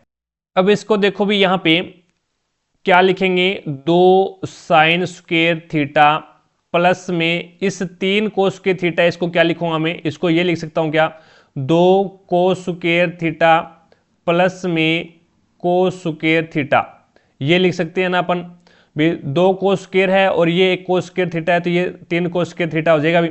अब यहां पे इन दोनों में से क्या कॉमन आ रहा है, तो इन दोनों में से 2 कॉमन आ रहा है भी, तो 2 कॉमन ले लिया। यहां पे बच गया आपके पास में sin स्क्वायर थीटा प्लस में cos स्क्वायर थीटा, और यहां पे आपके पास में क्या है प्लस cos स्क्वायर थीटा। अब आपको मान इसने बताना ये है भी, न्यूनतम मान बताना है इसको। तो आपको पता है भी sin square theta plus cos square theta का मान क्या आता है, 1 होता है, और 2 इसके गुणा में है, तो 2 से 1 को गुणा करवाएंगे तो 2 आ जाएगा, और प्लस में आपको यहाँ पे cos स्क्वायर थीटा है। अब न्यूनतम मान लेना है, तो cos का मान कितने डिग्री के ऊपर न्यूनतम होता है भी, तो आपको पता है भी cos का मान है वो 0 डिग्री के ऊपर तो 1 होता है, लेकिन cos 90 डिग्री का जो मान है वो कितना होता है, 0 होता है भी। और मान आपको न्यूनतम बताना है, तो cos 90 डिग्री का मान कितना हो जाएगा, 0 हो जाएगा, तो इसका मान 0 ले लो, तो ये 2 प्लस 0 तो कितना हो जाएगा, 2 हो जाएगा, जो कि आपका 4 नंबर ऑप्शन बिल्कुल राइट आंसर हो जाएगा भी। ठीक है, आगे देखो भी, नेक्स्ट आपके सामने है। अब इसके अंदर आपको बताना भी कौन सा विषम है, कौन सा इसके अंदर है वो विषम है, वो आपको बताना है। तो यहां पे इसके अंदर है वो, एक तो हो गया भी कांटा, एक हो गया पान, और एक हो गया चाकू, और एक हो गया चम्मच। कांटा है, ठीक है, पान है ये, और ये आपका नाइफ यानी चाकू हो गया, और ये स्पून यानी चम्मच हो गया। तो ये तीनों के तीनों है वो तो क्या है, रसोई घर के अंदर काम आते हैं भी। जो फ्रोक यानी कांटा है, और ये नाइफ है, और ये आपका स्पून चम्मच है, ये क्या है, रसोई घर के अंदर काम आते हैं। लेकिन पान है वो रसोई घर के अंदर काम नहीं आता, तो ये इसमें विषम हो जाएगा भी। आगे देखो भी, नेक्स्ट आपके सामने है। अब इसके अंदर आपको बताना है भी भारत सरकार की एक प्रमुख पहल स्टार्टअप इंडिया, जिसका उद्देश्य स्टार्टअप संस्कृति को प्रोत्साहित करना और भारत में नवाचार और उद्यमिता के लिए एक मजबूत और समावेशी पारिस्थितिकी तंत्र का निर्माण करना है। इस प्रमुख पहल का शुभारंभ कब किया गया था? तो 16 जनवरी 2016 को किया गया था। 2 नंबर ऑप्शन आपका बिल्कुल राइट आंसर हो जाएगा। आगे देखो भी नेक्स्ट, ये करंट अफेयर का क्वेश्चन है। नेक्स्ट देखिएगा, एक छात्र ने अपने हॉस्टल से 4 किलोमीटर पर घंटे की चाल से अपने कॉलेज जाता है और 3 किलोमीटर पर घंटे की चाल से लौटता है। यदि जाने और आने में उससे 7 घंटे का समय लगता है तो उसने कॉलेज और हॉस्टल के बीच की दूरी आपको ज्ञात करनी है। देखो भी दूरी जाने की और आने की सेम है, तो मैं मान लेता हूं भी जाने और आने यानी जाने की दूरी x है तो आने की भी दूरी x ही होगी। भी वो अपने हॉस्टल से कॉलेज जाता है और फिर कॉलेज से हॉस्टल आता है तो क्या होगी? x दूरी होगी। तो ये क्या हो गया भी दूरी बटा क्या होता है? दूरी बटा चाल बराबर क्या होता है? समय, यानी समय बराबर क्या होता है? दूरी बटा चाल होता है। तो ये जाने का समय हो गया, प्लस में x अपॉन में 3 ये आने का समय हो गया, और बराबर कितना समय लग रहा है? 7 घंटे लग रहा है। भी जाने का समय, भी दूरी बटा चाल क्या होता है? समय होता है। ये जाने का समय हो गया और ये आने का समय हो गया, और बराबर में 7। तो यहाँ पे 12 इसका क्या आ गया? एलसीएम आ गया। अभी 12 एलसीएम आ गया तो 4 तिया 12 3x प्लस में 3 चौके 12 4x बराबर में क्या है आपके पास में? 7 है। ये 12 इधर जाएगा, गुणा में हो जाएगा। 12 है वो आपका गुणा में हो जाएगा, तो 4 और 3 7, तो ये हो जाएगा 7x बराबर में 7 × 12, तो ये हो जाएगा x बराबर में कितना आ जाएगा अभी? तो 7 × 12 अपॉन में 7, यानी 4 और 3 7 हो गए ना। तो मैंने डायरेक्ट लिख दिया, 7 से 7 कैंसिल कर दो, x का मान 12 आ गया। तो यहाँ पे उनके बीच की दूरी कितनी आ जाएगी? 12 किलोमीटर आ जाएगी। 2 नंबर ऑप्शन आपका बिल्कुल राइट आंसर हो जाएगा।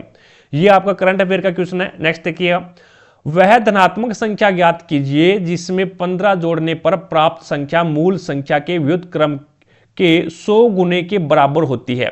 तो वह धनात्मक संख्या ज्ञात कीजिए। मैंने वो धनात्मक संख्या है वो x मान ली, भी x मान ली, और x में मैंने क्या है? 15 जोड़ दिया, यानी 15 जोड़ने पर प्राप्त संख्या मूल संख्या के व्युत्क्रम के। अब प्राप्त संख्या मूल संख्या का व्युत्क्रम यानी 1/x के 100 गुने के बराबर है, तो 100 गुना कर दो भी इसको। ठीक है, अब इसको क्या कर दो? यहां से वज्र गुणा करवा दो। वज्र गुणा करवाओगे तो आपको पता है भी इसके नीचे आप 1 मानोगे तो x का स्क्वायर प्लस में ये हो जाएगा 15x, और माइनस में क्या आ जाएगा आपके पास में? 100 आ जाएगा। भी माइनस का आपके पास में 100 आ जाएगा, तो b 5 100 होता है भी, तो ये हो जाएगा x स्क्वायर और प्लस का 20x और माइनस का 5x और माइनस का 100। तो यहां इन दोनों में कॉमन क्या आ गया? x, तो यहां पे बच गया आपके पास में x प्लस में 20। ठीक है, और यहां पे कॉमन क्या आ गया आपके पास में? तो माइनस का 5 कॉमन आ गया, तो यहां पे बच गया x और माइनस माइनस प्लस, और ये 20 आ गया। उसके बाद में एक तो आपके पास में आ गया x माइनस 5, और एक आपके पास में क्या आ गया? x प्लस 20 बराबर 0 करोगे तो ये x बराबर तो 5 आ जाएगा, और x बराबर आपके पास में माइनस का 20 आ जाएगा। लेकिन इसने पूछा क्या है? धनात्मक संख्या पूछी है, तो प्लस का 5 है, तो इसका मतलब 5 आपका राइट आंसर हो जाएगा भी। ठीक है, ऋणात्मक नहीं पूछी, धनात्मक पूछी है भी। आगे देखो भी नेक्स्ट आपके सामने है। अब इसके अंदर आपको बताना है भी यदि 2√5 प्लस √125 बराबर 7x है, तो आपको बताना है भी √80 प्लस में 4√5 का मान ज्ञात करना है। तो पहले इसको सोल्व कर लेते हैं। ये आपके पास में 2√5 और 125 को मैं क्या लिख सकता हूं? तो 125 को 25 × 5 लिख सकता हूं, कोई दिक्कत नहीं है। और 25 × 5 बराबर में 7x आपके पास में, तो यहां से 2√5 हो जाएगा, प्लस में आपके पास में क्या? ये 5 बाहर निकल जाएगा, 25 है वो 5 के रूप में बाहर निकल जाएगा, और ये 5 बराबर में 7x। तो ये 2√5 है और ये 5√5 है, तो कितने हो गए टोटल? तो ये 5 और 2 7, यानी 7√5 बराबर में आपके पास में 7x आ गया। तो √5 बराबर में कितना आ जाएगा? तो √5 बराबर में 7x अपॉन में 7, तो 7 से 7 कैंसिल, तो √5 का मान कितना आ गया? x आ गया। अभी √5 का मान आपके पास में x आ गया। अब इसको सोल्व कर लो। इसको सोल्व करोगे तो इसको क्या लिख सकता हूं? 16 × 4 लिख सकता हूं भी। 16 × 4 रूट के अंदर है, प्लस में यहाँ पे क्या है? 4√5 है, तो 16 है वो 4 के रूप में बाहर आ जाए, तो ये हो जाए 16 × 5 16 5 जैसे होता है, 5 इसके अंदर रह जाएगा, प्लस में यहाँ पे क्या है? 4√5 है, तो अब आपको पता लग गया, अभी 4√5 ये है और 4√5 ये है, टोटल कितने हो गए 8√5 और 8√5 है। और आपको पता है भी √5 का मान कितना है, x है, तो यहाँ पे √5 का मान रख दो भी, तो 8x आ जाएगा भी, 8x आपका राइट आंसर हो जाएगा, जो कि 4 नंबर ऑप्शन बिल्कुल राइट आंसर हो जाएगा भी। √5 का मान रखा है हमने। केंद्रीय सार्वजनिक क्षेत्र उद्यम ऑयल इंडिया लिमिटेड एक कंपनी है, तो ये नवरत्न कंपनी है भी। कौन सी है, नवरत्न कंपनी है। 3 नंबर ऑप्शन आपका बिल्कुल राइट आंसर हो जाएगा।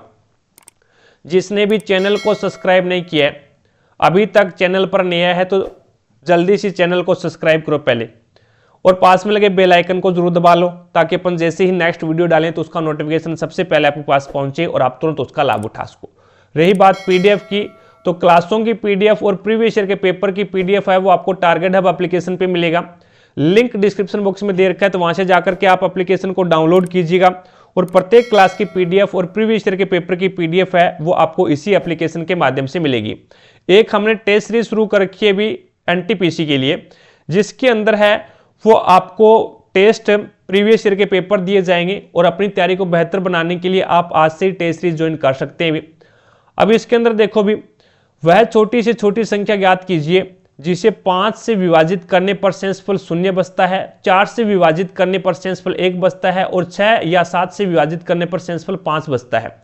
अब देखो भी 5 से तो सारी की सारी संख्याएं डिवाइड हो जाएगी, कोई दिक्कत नहीं है, लेकिन 4 से डिवाइड करके देखो, 4 से विभाजित होने पर एक शेषफल बचना चाहिए, तो इसको 4 से डिवाइड करोगे तो ये हो जाएगा 11 चौके 44, 11 चौके 44 बच गया कितना 1 10 और 4 2 8, यानी 2 शेषफल बच रहा है, तो ये तो आपका सही नहीं है, ये संख्या सही नहीं है। उसके बाद में इसमें 4 एकम 4 0, इसमें भी 2 शेषफल बच रहा है भी, 4 7 28, 30 में से 2 जाएगा तो 28, ठीक है 2 बचेगा, 2 शेषफल बचेगा। और इसको देखो तो यहां पे आपके पास में क्या है, शेषफल 0 बचता है, लेकिन शेषफल कितना बचना चाहिए, 4 से डिवाइड करोगे तो 1, तो आपकी संख्या 1 ही बची है भी, 4 एकम 4 और उसके बाद में 0 और फिर 25 हो गया, 4 छिका 24, तो यहाँ पे एक शेषफल बच रहा है, तो इसका मतलब आपका 3 नंबर ऑप्शन बिल्कुल राइट आंसर हो जाएगा। बाकी किसी का भाग देने की जरूरत नहीं है भी, ठीक है, 6 या 7 का भाग देने की जरूरत नहीं है। यूएनईपी का मुख्यालय कहां पे है, तो ये यूएनईपी का मुख्यालय है वो नैरोबी केन्या के अंदर है भी, नैरोबी केन्या के अंदर है, यानी 4 नंबर ऑप्शन आपका बिल्कुल राइट आंसर हो जाएगा। आगे देखो भी, भारत बांग्लादेश भूमि सीमा समझौते के संशोधित संस्करण की भारत बांग्लादेश भूमि समझौते के संशोधित संस्करण को दोनों देशों द्वारा भारतीय संविधान के किस संशोधन के तहत अंगीकृत किया गया था, तो ये 100वां संवैधानिक संशोधन अधिनियम 2015 के अंतर्गत किया गया था। 2 नंबर ऑप्शन आपका बिल्कुल राइट आंसर हो जाएगा। आगे देखो भी, नेक्स्ट आपके सामने है 2 अंकों की वह संख्या ज्ञात कीजिए जिसके अंकों का योग 8 और उसमें 36 जोड़ने पर प्राप्त संख्या मूल संख्या के अंकों को उलटने पर प्राप्त संख्या के बराबर होती है। अब इसको क्या है, अपन ऑप्शन के हिसाब से करेंगे, ज्यादा बेटर रहेंगे भी। तो यहां से देखो भी, 2 अंकों की संख्या है, अंकों का योग 8 है, तो सभी का अंकों का योग 8 है, कोई दिक्कत नहीं है, लेकिन उनमें 36 जोड़ेंगे ना, 36 जोड़ने पर प्राप्त संख्या मूल संख्या के अंकों को उलटने के बराबर है भी। तो यहां से 36 जोड़ेंगे अपन, तो ये देखो भी 26 है, और 26 में अगर अपन 36 जोड़ेंगे तो ये 62 के बराबर हो जाएगा भी, यानी मूल संख्या के अंकों को उलटने पर प्राप्त संख्या के बराबर है, तो अंकों को पलटेंगे 26 को तो 62 बनेगा। तो ये देखो भी 6 6 12 का 1 और 3 और 2 5 और 1 6, तो 62 बन रहा है, तो इसका मतलब आपका राइट आंसर क्या होगा, 4 नंबर ऑप्शन। आगे देखो भी, नेक्स्ट आपके सामने है, रचनात्मक दृष्टिकोण से सभी पारिस्थितिकी तंत्रों में अजैव और जैविक घटक शामिल होते हैं, निम्नलिखित में से कौन सा पारिस्थितिकी तंत्र का जैविक घटक है, तो जैविक घटक जिसके अंदर जीवन यापन होना चाहिए, यानी हरे पौधे हैं इसके अंदर जीवन है भी, ठीक है, हरे पौधे हैं जीवन है, तो यहां पे आपका 4 नंबर ऑप्शन है वो एक जैविक घटक है जिसके अंदर जीवन होना चाहिए, तो हरे पौधे होते हैं उसके अंदर जीवन होता है भी। अब देखो भी इस क्वेश्चन को कैसे सोल्व करते हैं भी, यहां पे आपके पास में 5 का 5 से गुणा करोगे तो ये कितना हो जाएगा भाई 25, और 2 के बाद में दशमलव, तो ये हो जाएगा 0.25 लगेगा, और उसके बाद में प्लस का निशान है, और उसके बाद में 0.09, और यहां पे आपके पास में माइनस का 0.15 आ जाएगा, और अपॉन में इनका आपस में जोड़ लो भी, 5 और 7 12, 1 बचेगा, और उसके बाद में 2 2 4 और 1 5, और उसके बाद में 1, तो ये आपके पास में आ जाएगा 0.152 आ जाएगा भाई, 0.125 आ जाएगा, 1 2 नहीं 152, ठीक है। उसके बाद में ऊपर वाला जोड़ोगे ये, तो ये आपके पास 9 और 5 14, और उसके बाद में ये हो जाएगा 34, और इसमें से आपको क्या करना है 15 माइनस करना है भी, तो ये 14 में से 5 जाएगा तो 9 बचेगा, और यहाँ पे 2 में से 1 19 बचेगा, तो ये आपके पास में कितना आ जाएगा भाई, ये आपके पास में आ जाएगा 0.19 अपॉन में आपके पास में 0.152 आ जाएगा भाई। तो यहां से पॉइंट हटाओगे तो ऊपर एक जीरो लग जाएगा भाई, ठीक है, तो पॉइंट से पॉइंट कैंसिल हो जाएगा, कोई दिक्कत नहीं है। उसके बाद में अब इसको काट दो, 19 से काटोगे क्या, 19 से कटेगा, या फिर इसको 2 से काट दो, आप 2 से काटोगे या फिर 2 से आप काट दो, तो ये कट जाएगा आपका एक प्रकार से 19 से काट देते तो ठीक रहता भाई, 19 से काटोगे तो 19 से कम 19 10 हो गया, और उसके बाद में ये कट जाएगा आपका 8 बार कट जाएगा भाई, 8 बार कट जाएगा, 8 आ जाएगा, ठीक है। और उसके बाद में 19 8 152 होते हैं, फिर इसको 2 से काट दो, 5/4 क्या आ जाएगा 5/4, जो कि आपका राइट आंसर होगा 1 नंबर ऑप्शन। आगे देखो भी नेक्स्ट आपके सामने है, भारत की 2011 की जनगणना के अनुसार भारत की लगभग कितने प्रतिशत जनसंख्या शहरी क्षेत्रों में निवास करती है, तो 31.15% जनसंख्या है वो अभी भी शहरी क्षेत्रों के अंदर निवास करती है, 1 नंबर ऑप्शन आपका बिल्कुल राइट आंसर हो जाएगा। आगे देखो भी नेक्स्ट आपके सामने है, यदि एक जलती हुई मोमबत्ती को कांच के गिलास से ढका जाता है तो लोग कुछ समय बाद बुझ जाती है, इसका कारण क्या है, तो कांच के गिलास से ढकोगे तो उसको क्या है पर्याप्त ऑक्सीजन नहीं मिलेगी, यानी किसी चीज को जलाने के लिए आपको ऑक्सीजन चाहिए, और वो आप कांच से ढक रहे हो तो उसमें उसको क्या है पर्याप्त मात्रा में ऑक्सीजन नहीं मिल रही, और पर्याप्त मात्रा में ऑक्सीजन नहीं मिल रही जिसके कारण है वो आपकी मोमबत्ती है वो क्या हो जाती है, बुझ जाती है। और मोमबत्ती का जलना एक रासायनिक और भौतिक दोनों घटनाएं है। अभी मोम तो क्या है भौतिक घटना है, और इसकी जो इसके अंदर जो बत्ती होती है वो जलती है, वो एक क्या है, वो इसकी एक बोले तो रासायनिक घटना हो जाएगी, ठीक है। तो यहां पे आपका 4 नंबर ऑप्शन है वो बिल्कुल राइट आंसर हो जाएगा, सीमित वायु की वजह से ढकी हुई मोमबत्ती कुछ समय बाद बुझ जाती है।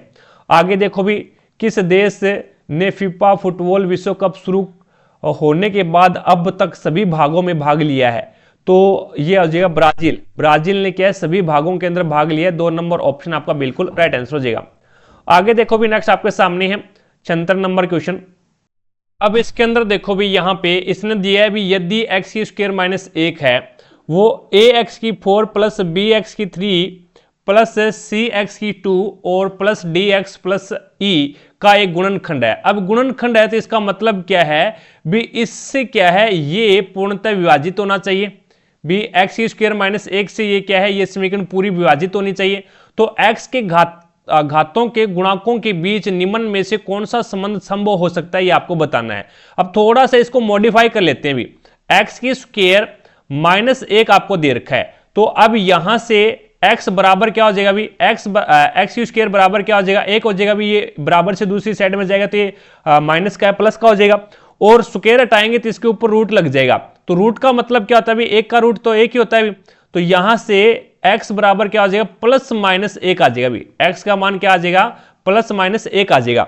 अब ये प्लस माइनस 1 रखोगे यानी x का मान प्लस माइनस 1 रखने पर इस समीकरण का मान 0 होना चाहिए भी, इस समीकरण को पूरा संतुष्ट करना चाहिए, तो यहां पे x का मान है वो इन समीकरण के अंदर रख देते हैं, तो ये आपके पास में जाएगा a, और पहले प्लस का मान ले लेते हैं भी, प्लस का मान लोगे ना तो ये इसको संतुष्ट नहीं करेगा भी, पहले प्लस का मान लेके देख लेते हैं, तो 1 की पावर 4 और उसके बाद में प्लस में b और ये हो जाएगा 1 की पावर 3 प्लस में c और 1 की पावर 2 और प्लस में d और ये 1 आ जाएगा और प्लस में e, और यहां से देखें तो ये देखो भी 1 की पावर 4 रख दो चाहे 5 रख दो चाहे 10 रख दो, मान एक ही होता है, plus b plus c plus d और प्लस e ये मान आएगा भी, तो ये मान तो आपको यहाँ पे कहीं पे भी दिखाई नहीं दे रहा, बराबर 0 कर दो, इसके बराबर 0 करोगे तो ये मान कहीं पे भी दिखाई नहीं दे रहा ऑप्शन में। अब क्या करो माइनस का 1 रखे देख लो, अब माइनस का 1 रखे देखोगे तो यहाँ पे a और इसका माइनस का यानी x का मान माइनस 1 लेके देखोगे तो पावर 4 है और प्लस में b और यहाँ पे b और इसका मान कितना है अभी बी और माइनस का 1 की पावर 3 है, प्लस में सी और माइनस का 1 की पावर है वो 2 है, और प्लस में डी और माइनस का 1 और प्लस में ई और बराबर में 0। ठीक है, अब पावर अगर सम है तो उसका मान सम में आएगा भी, पावर अगर सम है तो उसका मान सम आएगा। ठीक है, तो यहां पे क्या हो जाएगा ए, और पावर अगर विषम है यानी इसका मतलब 1 माइनस गुणा -1 गुणा -1, तो 1 का 1 के साथ में गुणा करोगे तो 1 आ गया प्लस का, लेकिन फिर -1 के साथ में गुणा करोगे तो माइनस का आ जाएगा, तो यहां पे बी है वो माइनस का आएगा भी, और प्लस में सी के ऊपर पावर 2 है तो इसका मतलब सम है, तो यहां पे प्लस में आएगा, और यहां पे क्या है माइनस में है, यहां पे माइनस का डी आ जाएगा, माइनस का डी और प्लस का ई बराबर में 0, तो ये माइनस का बी है और प्लस का माइनस का बी और माइनस का डी है बराबर से दूसरी साइड में जाएंगे तो ये प्लस के हो जाएंगे, तो ये हो जाएगा ए प्लस सी प्लस ई, ये तो प्लस के हैं ही, और ये बराबर से दूसरी साइड में बग गए तो ये बी प्लस में डी ये प्लस के हो जाएंगे। तो यहां पे देख लो भी कौन सा आंसर है वो आपका राइट आंसर हो रहा है, तो 4 नंबर ऑप्शन आपका बिल्कुल राइट आंसर हो जाएगा। आगे देखो भी, इनमें से निम्नलिखित वेब ब्राउजरों में से कौन सी प्रोप्राइटरी सॉफ्टवेयर नहीं है, तो आपका मोजिला फायरफॉक्स है, ये क्या है प्रोप्राइटरी सॉफ्टवेयर नहीं है भी, 2 नंबर ऑप्शन है वो आपका राइट आंसर हो जाएगा। बाकी सारे इंटरनेट एक्सप्लोरर है, ठीक है, और आपका ये जो ओपेरा है, स्पारी है, इसके अंदर एक प्रकार से पैसे लगते भी, लेकिन मोजिला फायरफॉक्स है इसके अंदर पैसे नहीं लगते भी, ये फ्री है। ठीक है, आगे देखो भी नेक्स्ट आपके सामने है, अब इसने डायरेक्ट मान रख दिया भी, S 19 पे आता है तो 19 रख दिया, H 8 पे आता है तो 8 रख दिया, O 15 पे आता है तो डायरेक्ट 15 रख दिया, E 5 पे आता है तो 5 रख दिया, और S है वो 19 पे आता है तो 19 रख दिया। तो यहाँ पे S 19 पे आएगा, H 8 पे आएगा, I 9 पे आएगा, R 18 पे आएगा और T 20 पे आएगा। तो ये आपका 4 नंबर ऑप्शन बिल्कुल राइट आंसर हो जाएगा। आगे देखो भी नेक्स्ट आपके सामने है, अब इसने यहां पे दे रखा भी P एक समांतर चतुर्भुज ABCD की भुजा BC का एक ऐसा मध्य बिंदु है, यानी एक समांतर चतुर्भुज है जिसकी आमने सामने की भुजाएं क्या है भी बराबर है, जिनकी आमने सामने की भुजाएं बराबर है, तो ये हो गया A B C और D। ठीक है, अब P है वो एक समांतर चतुर्भुज ABCD की भुजा BC का मध्य बिंदु है, तो मध्य बिंदु BC का ये हो जाएगा भी, यहाँ पे P है भी, ठीक है, मध्य बिंदु है, और इसने दे रखा भी कोण BAP, कोण BAP यानी ये कोण BAP यानी ये कोण BAP, और कोण DAP ये कोण DAP यानी ये कोण क्या है बराबर है, यानी BAP ये कोण और ये कोण क्या है बराबर है, ये कोण और ये कोण बराबर है। तो आपको बताना है यदि AD बराबर 10 है, AD बराबर 10 है तो ये भी क्या होगा भी 10 ही होगा भी, ये 10 है तो ये भी 10 होगा भी, आमने सामने की भुजाएं हैं वो बराबर होती है भी इसकी। तो आपको बताना क्या है, तो आपको बताना है CD आपको बताना है, तो यानी CD ये बताना है ये कितनी होगी, ये आपको बताना है कितनी होगी, तो ये मध्य बिंदु है तो इसका मतलब ये 5 हो जाएगी, ये आपकी 5 हो जाएगी और ये आपकी 5 हो जाएगी भी। ठीक है, और जो बराबर एंगल होते हैं उनके सामने की जो भुजा होती है ना वो भी क्या होती है भी बराबर होती है, उनके सामने की जो भुजा है वो भी बराबर होती है। अब यहां से अपने पास में एंगल इसने ये दे रखा है, तो यहां से देखें एक प्रकार से भी, एक तो एंगल आपके पास में ये है और सामने की भुजाएं भी क्या होती है, यानी कोण जो बराबर कोण होते हैं उनके सामने भुजा भी बराबर होती है, ये कोण और ये कोण दोनों बराबर है भी, तो इसके कोण के सामने भुजा क्या है भी, ये 5 डिग्री 5 सेंटीमीटर है, तो इनके सामने भुजा क्या हो जाएगी भी, ये हो जाएगी, जो कि कितनी हो जाएगी 5 सेंटीमीटर हो जाएगी भी। या फिर इसको दूसरे तरीके से अपन इस प्रकार से कर दें भी, यहां से ये आपका एक एकांतर कोण बन रहा है भी, यहां पे देखो ये आपका जड की आकृति में ये एकांतर कोण बन रहा है, ये रहा, ठीक है, ये एकांतर कोण बन रहा है, तो ये जो कोण है वो इस कोण के बराबर होगा भी, एकांतर कोण बराबर होते हैं। और ये आपको पता है भी क्वेश्चन के अंदर दे रखा है भी, ये जो कोण है, ये जो आपका कोण है वो कोण इसके बराबर है, तो इसका मतलब ये कोण इसके बराबर है तो ये कोण इसके भी बराबर होगा भी, अंदर वाले के भी बराबर होगा। तो यहां पे जो P कोण है वो इस एक कोण के भी बराबर होगा। तो इसका मतलब ये जो एक त्रिभुज बन गया ए बी और P, ये कौन सा त्रिभुज बन गया, तो ये समद्विबाहु त्रिभुज बन गया। भी इसके अंदर दो कोण बराबर हो गए भी, यानी ये कोण है वो इसके बराबर होगा। तो इसका मतलब इसके सामने वाली जो भुजा है ये, इसके सामने वाली ये जो भुजा है वो बराबर होगी, और इसके सामने वाली जो भुजा है ये जो 5 सेंटीमीटर दे रखी है इसने, ये बराबर होगी।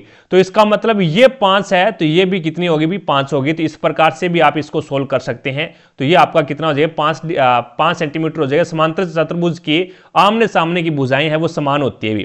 तो यहां पे आपका राइट आंसर क्या हो जाएगा, 1 नंबर ऑप्शन है वो बिल्कुल राइट आंसर हो जाएगा भी। आगे देखो भी, नेक्स्ट आपके सामने है।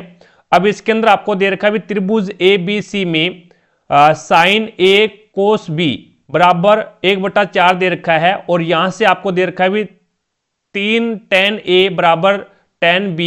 तो आपको कोट स्क्वायर A का मान ज्ञात करना है। अब देखिएगा, हमें दे रखा है साइन A और cos B बराबर 1/4 दे रखा है, और ये रिजल्ट हमें दे रखा है 3 tan A और tan B। तो इसको लेके चलते हैं। सबसे पहले अपन 3 tan को अपन साइन cos में चेंज कर लेंगे, इधर tan B को भी साइन cos में चेंज करेंगे। तो इसको अपन लिखेंगे डायरेक्टली साइन A बटा कोस बी। tan बराबर क्या होता है, साइन बटा कोस होता है ना, तो cos A लिख दो इज इक्वल टू, ये हमारे पास में बनेगा साइन B बटा कोस B, क्रॉस मल्टीप्लाई कर दो तो 3 कोस का इधर मल्टीप्लाई चला जाएगा, तो ये हमारे पास में बन जाएगा साइन A cos B बराबर है साइन B और cos A।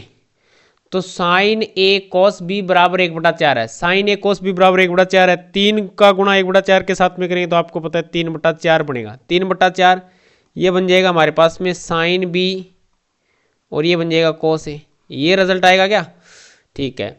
अब देखो, इतना रिजल्ट आने के बाद में एक फॉर्मूला होता है हमारे पास में साइन A प्लस B का, क्या होता है कि sine A cos B plus में cos A साइन B। तो साइन A cos B का मान कितना है, 1/4 है, प्लस में cos A साइन B का मान कितना है, निकाला हमने 3/4। एलसीएम आएगा 4, ये बन जाएगा 1 + 3, 3 रेख कितना हो जाएगा, 3 रेख कितना हो जाएगा, 4 हो जाएगा, 4/4 यानी 1 आएगा। इसका मतलब अपन कह सकते हैं यहाँ से कि साइन A प्लस B बराबर 1, और साइन की टर्म में 1 किसका मान होता है, 1 किसका मान होता है, साइन 90 का मान। तो मैं इसको ऐसे लिख सकता हूँ क्या, साइन π/2, साइन से साइन काटेंगे तो A प्लस B का मान π/2 आएगा। यानी मैं यहाँ से कह सकता हूँ कि B बराबर आएगा, B बराबर क्या आ जाएगा आपके पास, π/2 माइनस में A आ जाएगा। जहाँ पे भी B है वहाँ पे अपन ये मान रख सकते हैं। इज दैट क्लियर, ठीक है। अब जो हमें रिजल्ट प्रारंभ में दे रखा था, हमें तो cot स्क्वायर A का मान निकालना है। तो यहाँ से 3 tan A बराबर tan B है। tan B की जगह मैं क्या रख दूं, π/2 माइनस A, और tan 90 minus theta cot theta होता है, क्या होता है, cot थीटा, थीटा का मान A है, इज इक्वल टू यहाँ पे 3, और ये tan A चल रहा है। अब देखो tan A इधर गुणा में है, इधर जाएगा भाग में लग जाएगा, भाग में लगेगा तो ये बन जाएगा आपके पास में cot A बटा tan A, और बराबर में 3 चल रहा है। 1/tan cot ही होता है, cot ऊपर है तो cot और cot कितना हो जाएगा, cot स्क्वायर हो जाएगा क्या, cot स्क्वायर A बराबर हो जाएगा 3, cot स्क्वायर A बराबर हो जाएगा 3। तो cot स्क्वायर A का मान निकालना था, वो कितना आ गया, 3 आ जाएगा। इज दैट क्लियर, इस प्रकार से इस क्वेश्चन को हल करना था। अब चलते हैं नेक्स्ट क्वेश्चन की तरफ। अब देखिएगा नेक्स्ट क्वेश्चन पे चलते हैं। नेक्स्ट क्वेश्चन 81 नंबर रीजनिंग का है, ये 1 मिनट बाद में करेंगे। पहले अपन 82 नंबर क्वेश्चन डायरेक्ट ट्रिग्नोमेट्री का पहले कर लेते हैं, इसके बाद में रीजनिंग का कर लेंगे। ये हमें दे रखा है साइन 78 डिग्री, कितना दे रखा है, साइन 78 डिग्री दे रखा है, प्लस में कॉस 132 डिग्री दे रखा है। साइन 78 डिग्री को क्या लिखेंगे, ऐसे लिख सकता हूँ क्या मैं, साइन 90 डिग्री माइनस में 12 डिग्री, भी 90 में से 12 घटाएंगे तो 78 आ जाएगा बिल्कुल, प्लस में cos 132 degree, cos 132 degree. Is that clear? ठीक है। साइन 90 माइनस थीटा क्या होता है, कॉस थीटा होता है। कॉस थीटा का मान कितना है, 12 डिग्री, प्लस में ये कितना है, कॉस 132 डिग्री। अब हमारे पास में एक फॉर्मूला होता है साइन सी, नहीं कोस का लिख, साइन का भी होता है लेकिन यहाँ पे हमें कोस का काम में लेना है, तो कोस का लिखो ना।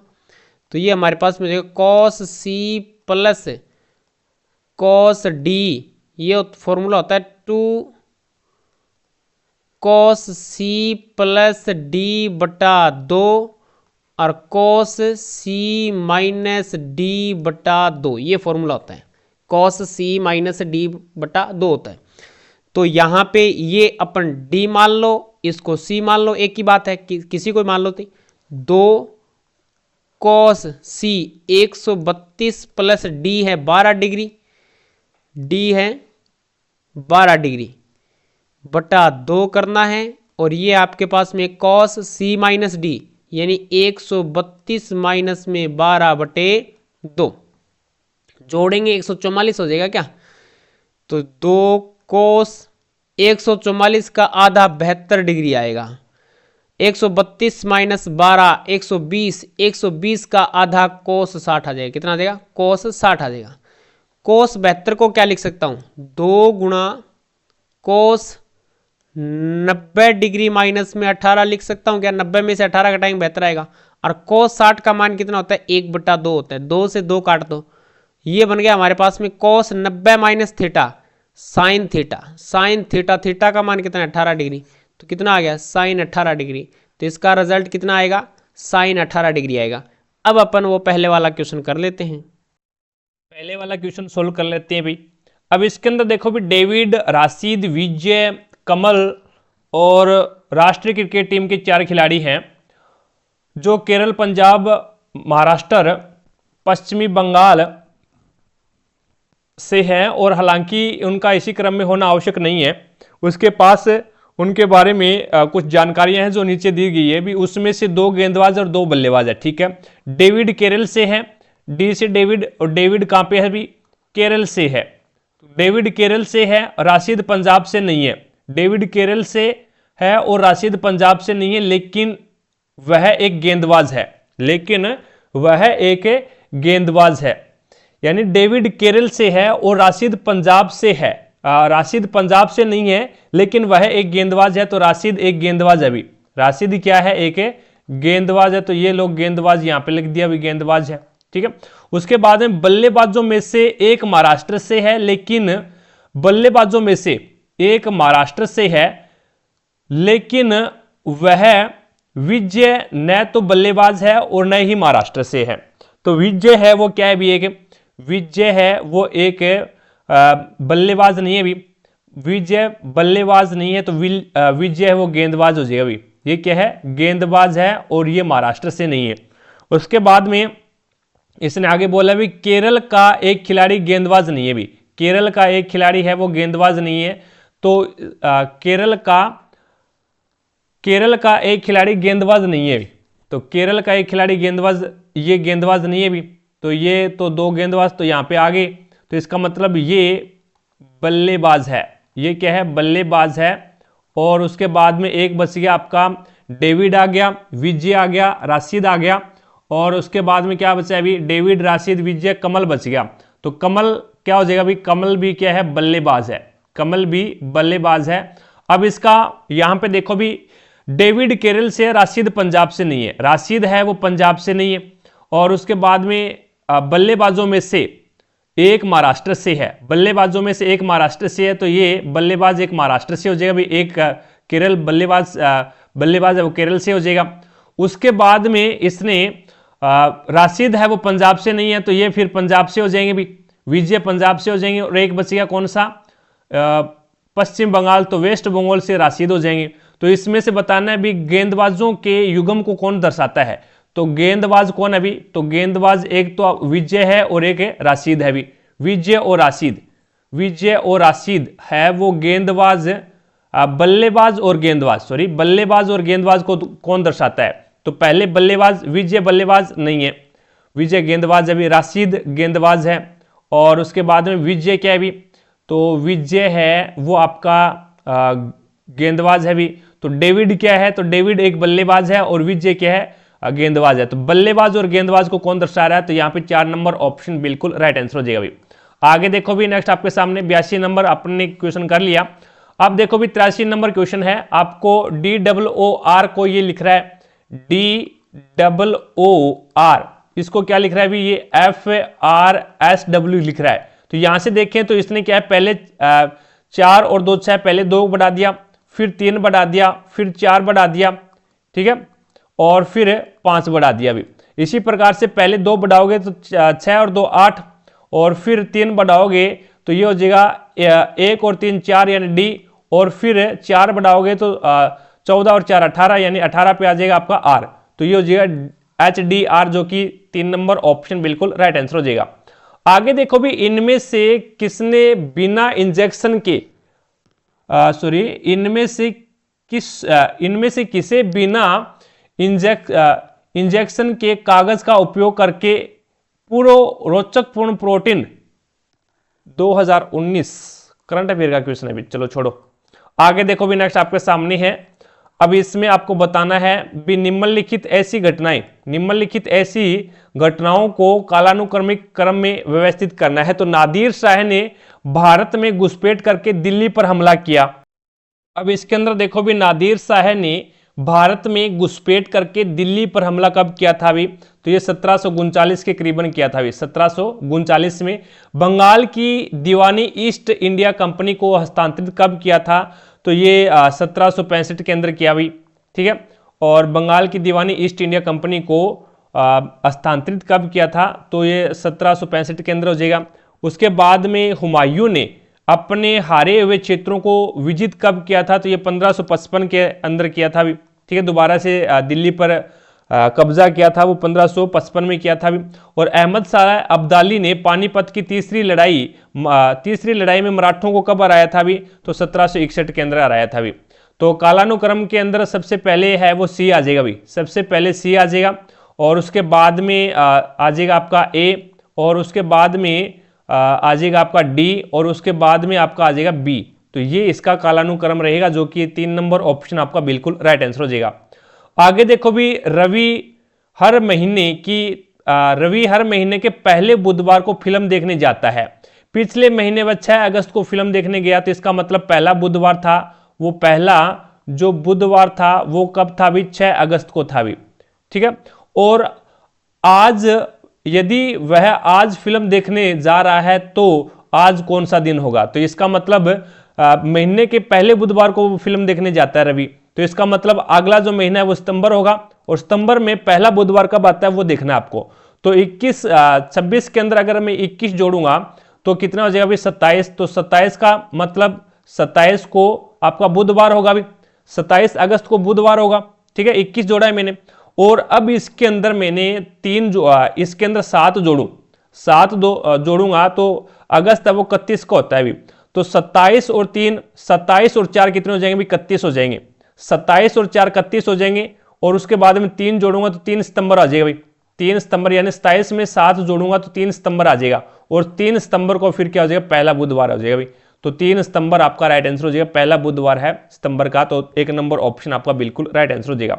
आगे देखो भी, नेक्स्ट आपके सामने है।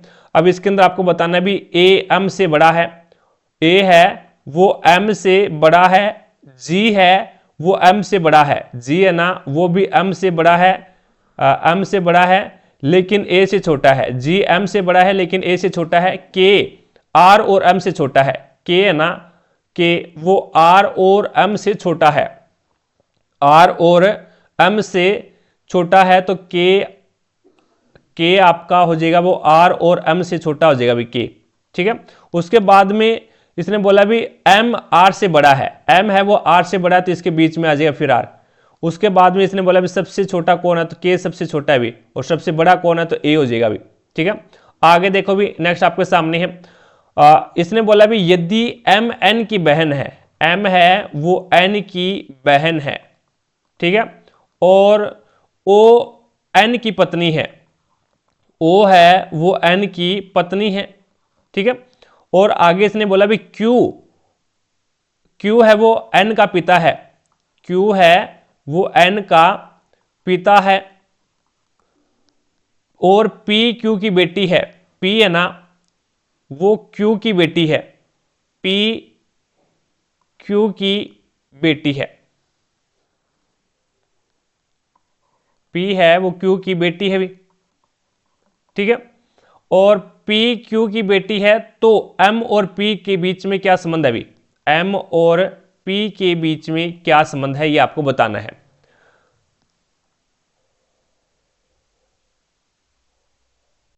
अब इसके अंदर दोबारा से ये डायग्राम बनाओ भी, तो यहां पे आपके पास में हो जाएगा भी Q है वो N का पिता है भी, Q है ना वो N का पिता है, तो ये रहा Q और ये फिर N का पिता है, ये क्या है N का पिता है, और ये N है जो M है ना वो N की बहन है, तो ये रही बहन, N की बहन कौन है भी M है, और Q किसका पिता है N का है, और Q की एक बेटी भी है इसने P है वो Q की बेटी है भी, ये P है वो Q की बेटी है, तो ये तीनों बहन भाई हो जाएंगे भी, यानी M है P है और N है, ये तीनों बहन भाई हो जाएगी। इसके अंदर दो बहनें हैं और एक भाई है, तो इसका मतलब M और P ये क्या है भी दोनों बहनें हैं, दोनों क्या है बहनें हैं, तो 3 नंबर ऑप्शन आपका बिल्कुल राइट आंसर हो जाएगा। आगे देखो भी नेक्स्ट आपके सामने है, कक्षा में मोना की रैंक शीर्ष से 9वें और अंत से 36वीं है, तो विद्यार्थियों की कुल संख्या बतानी है। तो एक ही कैंडिडेट का दोनों ओर से स्थान दे रखा है आपको, तो ये हो जाएगा 36 प्लस में 9, एक ही कैंडिडेट का दोनों ओर से स्थान आपको दे रखा है, तो दोनों ओर से स्थान को जोड़ करके -1 कर दो, तो इसका मतलब 36 में से 8 जोड़ दो भी आप, 36 में से 8 जोड़ोगे 44 हो जाएगा, जो कि आपका राइट आंसर होगा 2 नंबर ऑप्शन।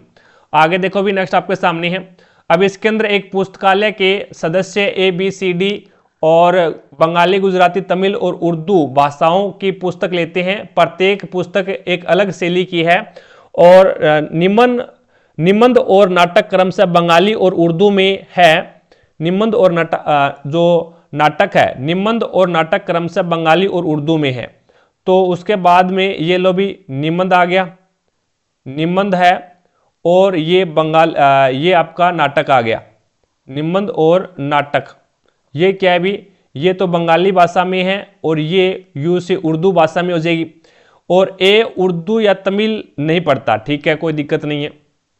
उसके बाद में इसने बोला भी बी ने नए तो जीवनी और नए ही गुजराती पुस्तक ली है, डी जो तमिल पढ़ता है, डी है वो क्या करता है भी तमिल पढ़ता है भी, टी से तमिल हो जाएगा, डी तमिल पढ़ता है और उसने नाटकों में कोई दिलचस्पी नहीं है भी। सी और ए ने क्रमशः बंगाली और सी और ए ने क्रमशः बंगाली पुस्तक और एक उपन्यास लिया है, तो इसका मतलब बंगाली में कौन सी है भी, ये बी से बंगाली है, तो इसका मतलब सी यहाँ पे आएगा, और ए ने जो लिया है वो क्या लिया भी, एक उपन्यास है भी, ए वाला क्या है एक उपन्यास है, तो ये यहाँ पे उपन्यास आ जाएगा। और उसके बाद में उपन्यास है तो 4 पुस्तकें हैं, बच गया कौन सा भी एक, उपन्यास आ गया, नाटक आ गया, निबंध आ गया, तो जीवनी बच गया भी, तो डी के पास में जीवनी आ जाएगी, ठीक है। और उसके बाद में एक यहाँ पे कैंडिडेट बच गया बी, तो बी यहाँ पे आ जाएगा भी नाटक में, और उसमें एक कैंडिडेट और बच गया, कौन सी भाषा बच गई भी, तो तमिल आ गई डी के पास में, तो यहाँ पे आपके पास में उर्दू भी आ गई, बंगाली, गुजराती, तो यहाँ पे एक ही गुजराती हो जाएगी भी। तो इसके अंदर पूछा है भी कौन सा संयोजन सही है, तो तमिल निबंध है क्या, तमिल निबंध नहीं है, जीवनी है, तो ये गलत हो जाएगा। और जीवनी गुजराती है क्या, नहीं, जीवनी तमिल है भी, तो जीवनी तमिल हो जाएगा, जो कि आपका 3 नंबर ऑप्शन सही हो जाएगा भी। आगे देखो भी नेक्स्ट आपके सामने है, गुजरात की गांधीनगर है तो हरियाणा की चंडीगढ़ हो जाएगी भी, ये इस प्रकार से सही सम्मिलित हो जाएगी। गुजरात की राजधानी गांधीनगर है तो हरियाणा की जो कैपिटल होगी वो चंडीगढ़ हो जाएगी। आगे देखो भी नेक्स्ट आपके सामने है, 4 लड़कियां ए से डी अलग अलग रंगों लाल, पीला, नीला और सफेद के कपड़े पहनकर नृत्य किए जा रही है, और नृत्य शैली में छऊ, भरतनाट्यम, मणिपुरी और कथक है। कथक की छात्रा ने नीले रंग की पोशाक पहनी है भी, तो ये लो भी कथक की छात्रा ने नीले रंग की पोशाक पहनी है, तो ये लो नीले रंग की पोशाक होगी। और उसके बाद में आगे इसने बोला भी डी ने सफेद रंग की पोशाक पहनी है भी, डी है इसने सफेद रंग की पोशाक पहनी है भी। और छऊ नृत्य ने लाल रंग की पोशाक पहनी है, तो ये छऊ नृत्य हो जाएगा और उसने क्या है लाल रंग की पोशाक पहनी है। और ए है वो मणिपुरी सीख रही है भी, ए है वो मणिपुरी सीख रही है, तो ये लो मणिपुरी हो जाएगा। और भरतनाट्यम सीखने वाली लड़की ने नीले रंग की पोशाक नहीं पहनी हुई, भरतनाट्यम सीखने वाली 4 लड़कियां हैं, तो भरतनाट्यम सीखने वाली ने क्या है लाल रंग की पोशाक नीले रंग की पोशाक नहीं पहनी, तो फिर उसने ये डी है फिर भरतनाट्यम, भरतनाट्यम आ जाएगा भी यहाँ पे, ठीक है। और नीले रंग की पोशाक नहीं पहनी, तो फिर इसने क्या है सफेद रंग की पहनी है। फिर सी ने पीले रंग की पोशाक पहनी है, सी है उसने क्या है पीले रंग की, सी ने पीले रंग की पोशाक पहनी है। और टोटल 4 ही है, तो 1 2 3 4 हो गया ये 4। सी ने नीले रंग की पोशाक है पहनी है, तो यहां पे सी कहां पे आएगा भी, ए मणिपुरी हो गया, डी भरतनाट्यम हो गया और सफेद रंग की है, तो इसके अंदर है वो यहां पे डी ने सफेद रंग की पोशाक पहनी है भी, डी ने सफेद रंग की पोशाक पहनी है। और छऊ नृत्य ने लाल रंग की पोशाक पहन रखी है भी। और आगे इसने बोला कथक की छात्रा ने पीले रंग की, ये पीला रंग है भी नीला नहीं है, ये क्या है पीले रंग की पोशाक पहनी है भी। और आगे देख रखा है सी ने पीले रंग की पोशाक पहन रखी है, सी यहाँ पे आ जाएगा, बी यहाँ पे आ जाएगा। अब इसने बोला है भी कौन सा संयोजन सही है, तो बी वाला देखो भी, बी लाल और छऊ, बी लाल और छऊ ये बिल्कुल सही है भी, बी लाल और छऊ बिल्कुल सही है। डी सफेद है लेकिन कथक नहीं है, भरतनाट्यम है भी, तो B number option 2 number option आपका राइट आंसर हो जाएगा। अब देखो भी 40 के 20% के 8% का मान बताना है, तो 40 का पहले तो 20%, ठीक है, और उसके बाद में इसका 8%, तो डायरेक्ट ही याद कर लेते हैं, 2 0 से 2 0 कैंसिल कर दो, ठीक है। और उसके बाद में 4 2 8 और 8 का 8 के साथ में 64 और 2 के बाद में पॉइंट, तो ये हो जाएगा 0.64 हो जाएगा भाई, 0.64 1 नंबर ऑप्शन आपका बिल्कुल राइट आंसर हो जाएगा। आगे देखो भी नेक्स्ट आपके सामने है, इसमें बताने भी कौन सा असंगत है, कलरिया, पाइडू, गरबा, झुम्मर और भांगड़ा। अब यहां पे आपकी 1 नंबर ऑप्शन है वो बिल्कुल राइट आंसर हो जाएगा भी, ठीक है। कलरी पाइटू है, ये क्या है केरल की एक मार्शल आर्ट है भी, ये क्या है केरल की एक मार्शल आर्ट है जिसे अपन दुनिया की सबसे पुरानी और वैज्ञानिक युद्ध कला माना जाता है भी इसको, ये केरल की है। बाकी सारे के सारे क्या है नृत्य के हैं भी, गरबा है, घूमर है और भांगड़ा है, ये क्या है नृत्य के प्रकार हैं, ये एक क्या है मार्शल आर्ट है, युद्ध कला है भी। आगे देखो भी नेक्स्ट आपके सामने है, अब इसके अंदर आपको बताना भी 104 और 104 गुणा का अर्थ क्या है भाग, और 13 और प्लस का अर्थ क्या है भी गुणा, 9 और भाग का अर्थ क्या है जोड़, 3 और माइनस का अर्थ क्या है माइनस ही है 25।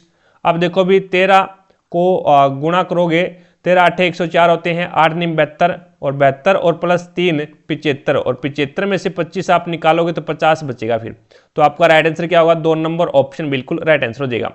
आगे देखो भी इसमें बताना है भी 13 और 3 16, 16 और 6 22, 22 और 9 31, 31 और 12 43 और 43 और 15 कितने हो जाएंगे 5 और 3 8 और 4 और 5 और 6 68, गलत कर दिया, जोड़ो भी।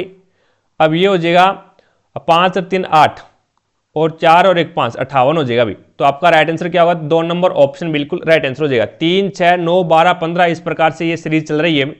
आगे देखो भी रेगिस्तान की पूर्ति करनी है यहाँ पे, तो ये हो जाएगा 13 और 4 17 और उसके बाद में फिर 17 और 9 25, 17 और 9 25 नहीं 8 आएगा भी, 17 और 8 25 और फिर ये हो जाएगा आपका 12, अगर मैं 12 जोड़ूं तो 25 और 12 37, फिर इसमें 16 जोड़ दिया जाए और फिर इसके अंदर है वो 4 4 जोड़ रहा है भी, तो इसमें 20 जोड़ोगे आप, तो 3 और 5 और 2 7 73 आ जाएगा भी, कितना आ जाएगा भी 73, जो कि आपका राइट आंसर होगा 4 नंबर ऑप्शन, 3 नंबर ऑप्शन हो जाए 73। 4 8 12 16 20 इस प्रकार से ये सीरीज चल रही है।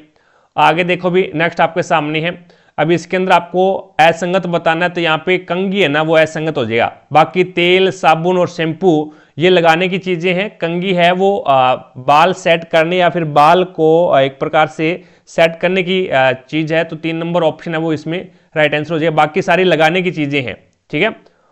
आगे देखो भी, नेक्स्ट आपके सामने है उत्तराखंड में मसूरी। उत्तराखंड की एक प्रकार से उत्तराखंड मसूरी है वो उत्तराखंड में है, तो शिलोंग है वो मेघालय के अंदर हो जाएगा भाई। शिलोंग कहाँ पे है, तो मेघालय के अंदर है। 3 नंबर ऑप्शन आपका राइट आंसर हो जाएगा भाई, ठीक है। उत्तराखंड में मसूरी, तो शिलोंग है वो मेघालय के अंदर। आगे देखो भी, नेक्स्ट आपके सामने 6, 8, 12, 28। तो यहाँ पे 2 जोड़ दिया, यहाँ पे 4 जोड़ दिया और यहाँ पे कितना जोड़ दिया अभी, तो 2, 4, 6, 2, 8, 8 और 4, 12 और इसमें 6 और जोड़ दिया 1, 4, 2, 8 और 1, 16 जोड़ दिया अभी। तो 2, 4, 16, तो 2 का स्क्वायर 4, 4 का स्क्वायर 16, 16 का स्क्वायर फिर 200, 16 का स्क्वायर कितना हो जाएगा फिर 16 का स्क्वायर 256।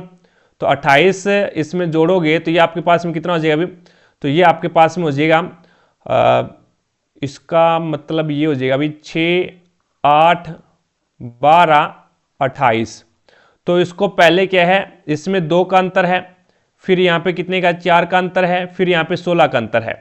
तो इसके अंदर अगर मैं बात करूं तो इसके अंदर 16 का स्क्वायर आगे करोगे, 2 का स्क्वायर 4, 4 का स्क्वायर 16, 16 का स्क्वायर 256, 256 में 28 जोड़ोगे तो ये हो जाएगा 4 और 8 और 2, 284 आ जाएगा, जो कि आपका राइट आंसर क्या होगा, 4 नंबर ऑप्शन बिल्कुल राइट आंसर हो जाएगा। तो इस प्रकार से हमने एक पेपर और कंप्लीट किया। आई होप आपको प्रत्येक क्वेश्चन समझ में आया होगा। अगर फिर भी कोई भी क्वेश्चन में आपको डाउट लगती है तो कमेंट सेक्शन में कमेंट करके जरूर बताएं, आपके डाउट को क्लियर किया जाएगा। क्लास पसंद आई है तो दिल से लाइक करें, ज़्यादा से ज़्यादा शेयर करें अपने सभी दोस्तों के साथ में, ताकि सभी दोस्तों को क्लास का लाभ मिले, उन्हें भी पता लगे भी railway group D railway NTPC में किस लेवल के क्वेश्चन आते हैं और उसे कैसे सोल्व करते हैं, ठीक है। तो ज़्यादा से ज़्यादा शेयर करना, चैनल पर नहीं है तो चैनल को सब्सक्राइब कर लो भी सारे के सारे। और यहाँ पे रही बात पीडीएफ की, क्लासों की पीडीएफ और प्रीवियस ईयर के पेपर की पीडीएफ है वो आपको टारगेट हब एप्लीकेशन पे मिलेगा। लिंक इसका डिस्क्रिप्शन बॉक्स में दे रखा है, तो वहां से जाकर के आप एप्लीकेशन को डाउनलोड कीजिएगा और प्रत्येक क्लास की पीडीएफ और प्रीवियस ईयर के पेपर की पीडीएफ है वो आपको इसी एप्लीकेशन के माध्यम से मिलेगा भी, ठीक है। तो आज की क्लास में इतना ही, भी मिलेंगे अपन नेक्स्ट क्लास में, तब तक के लिए जय हिंद, जय भारत।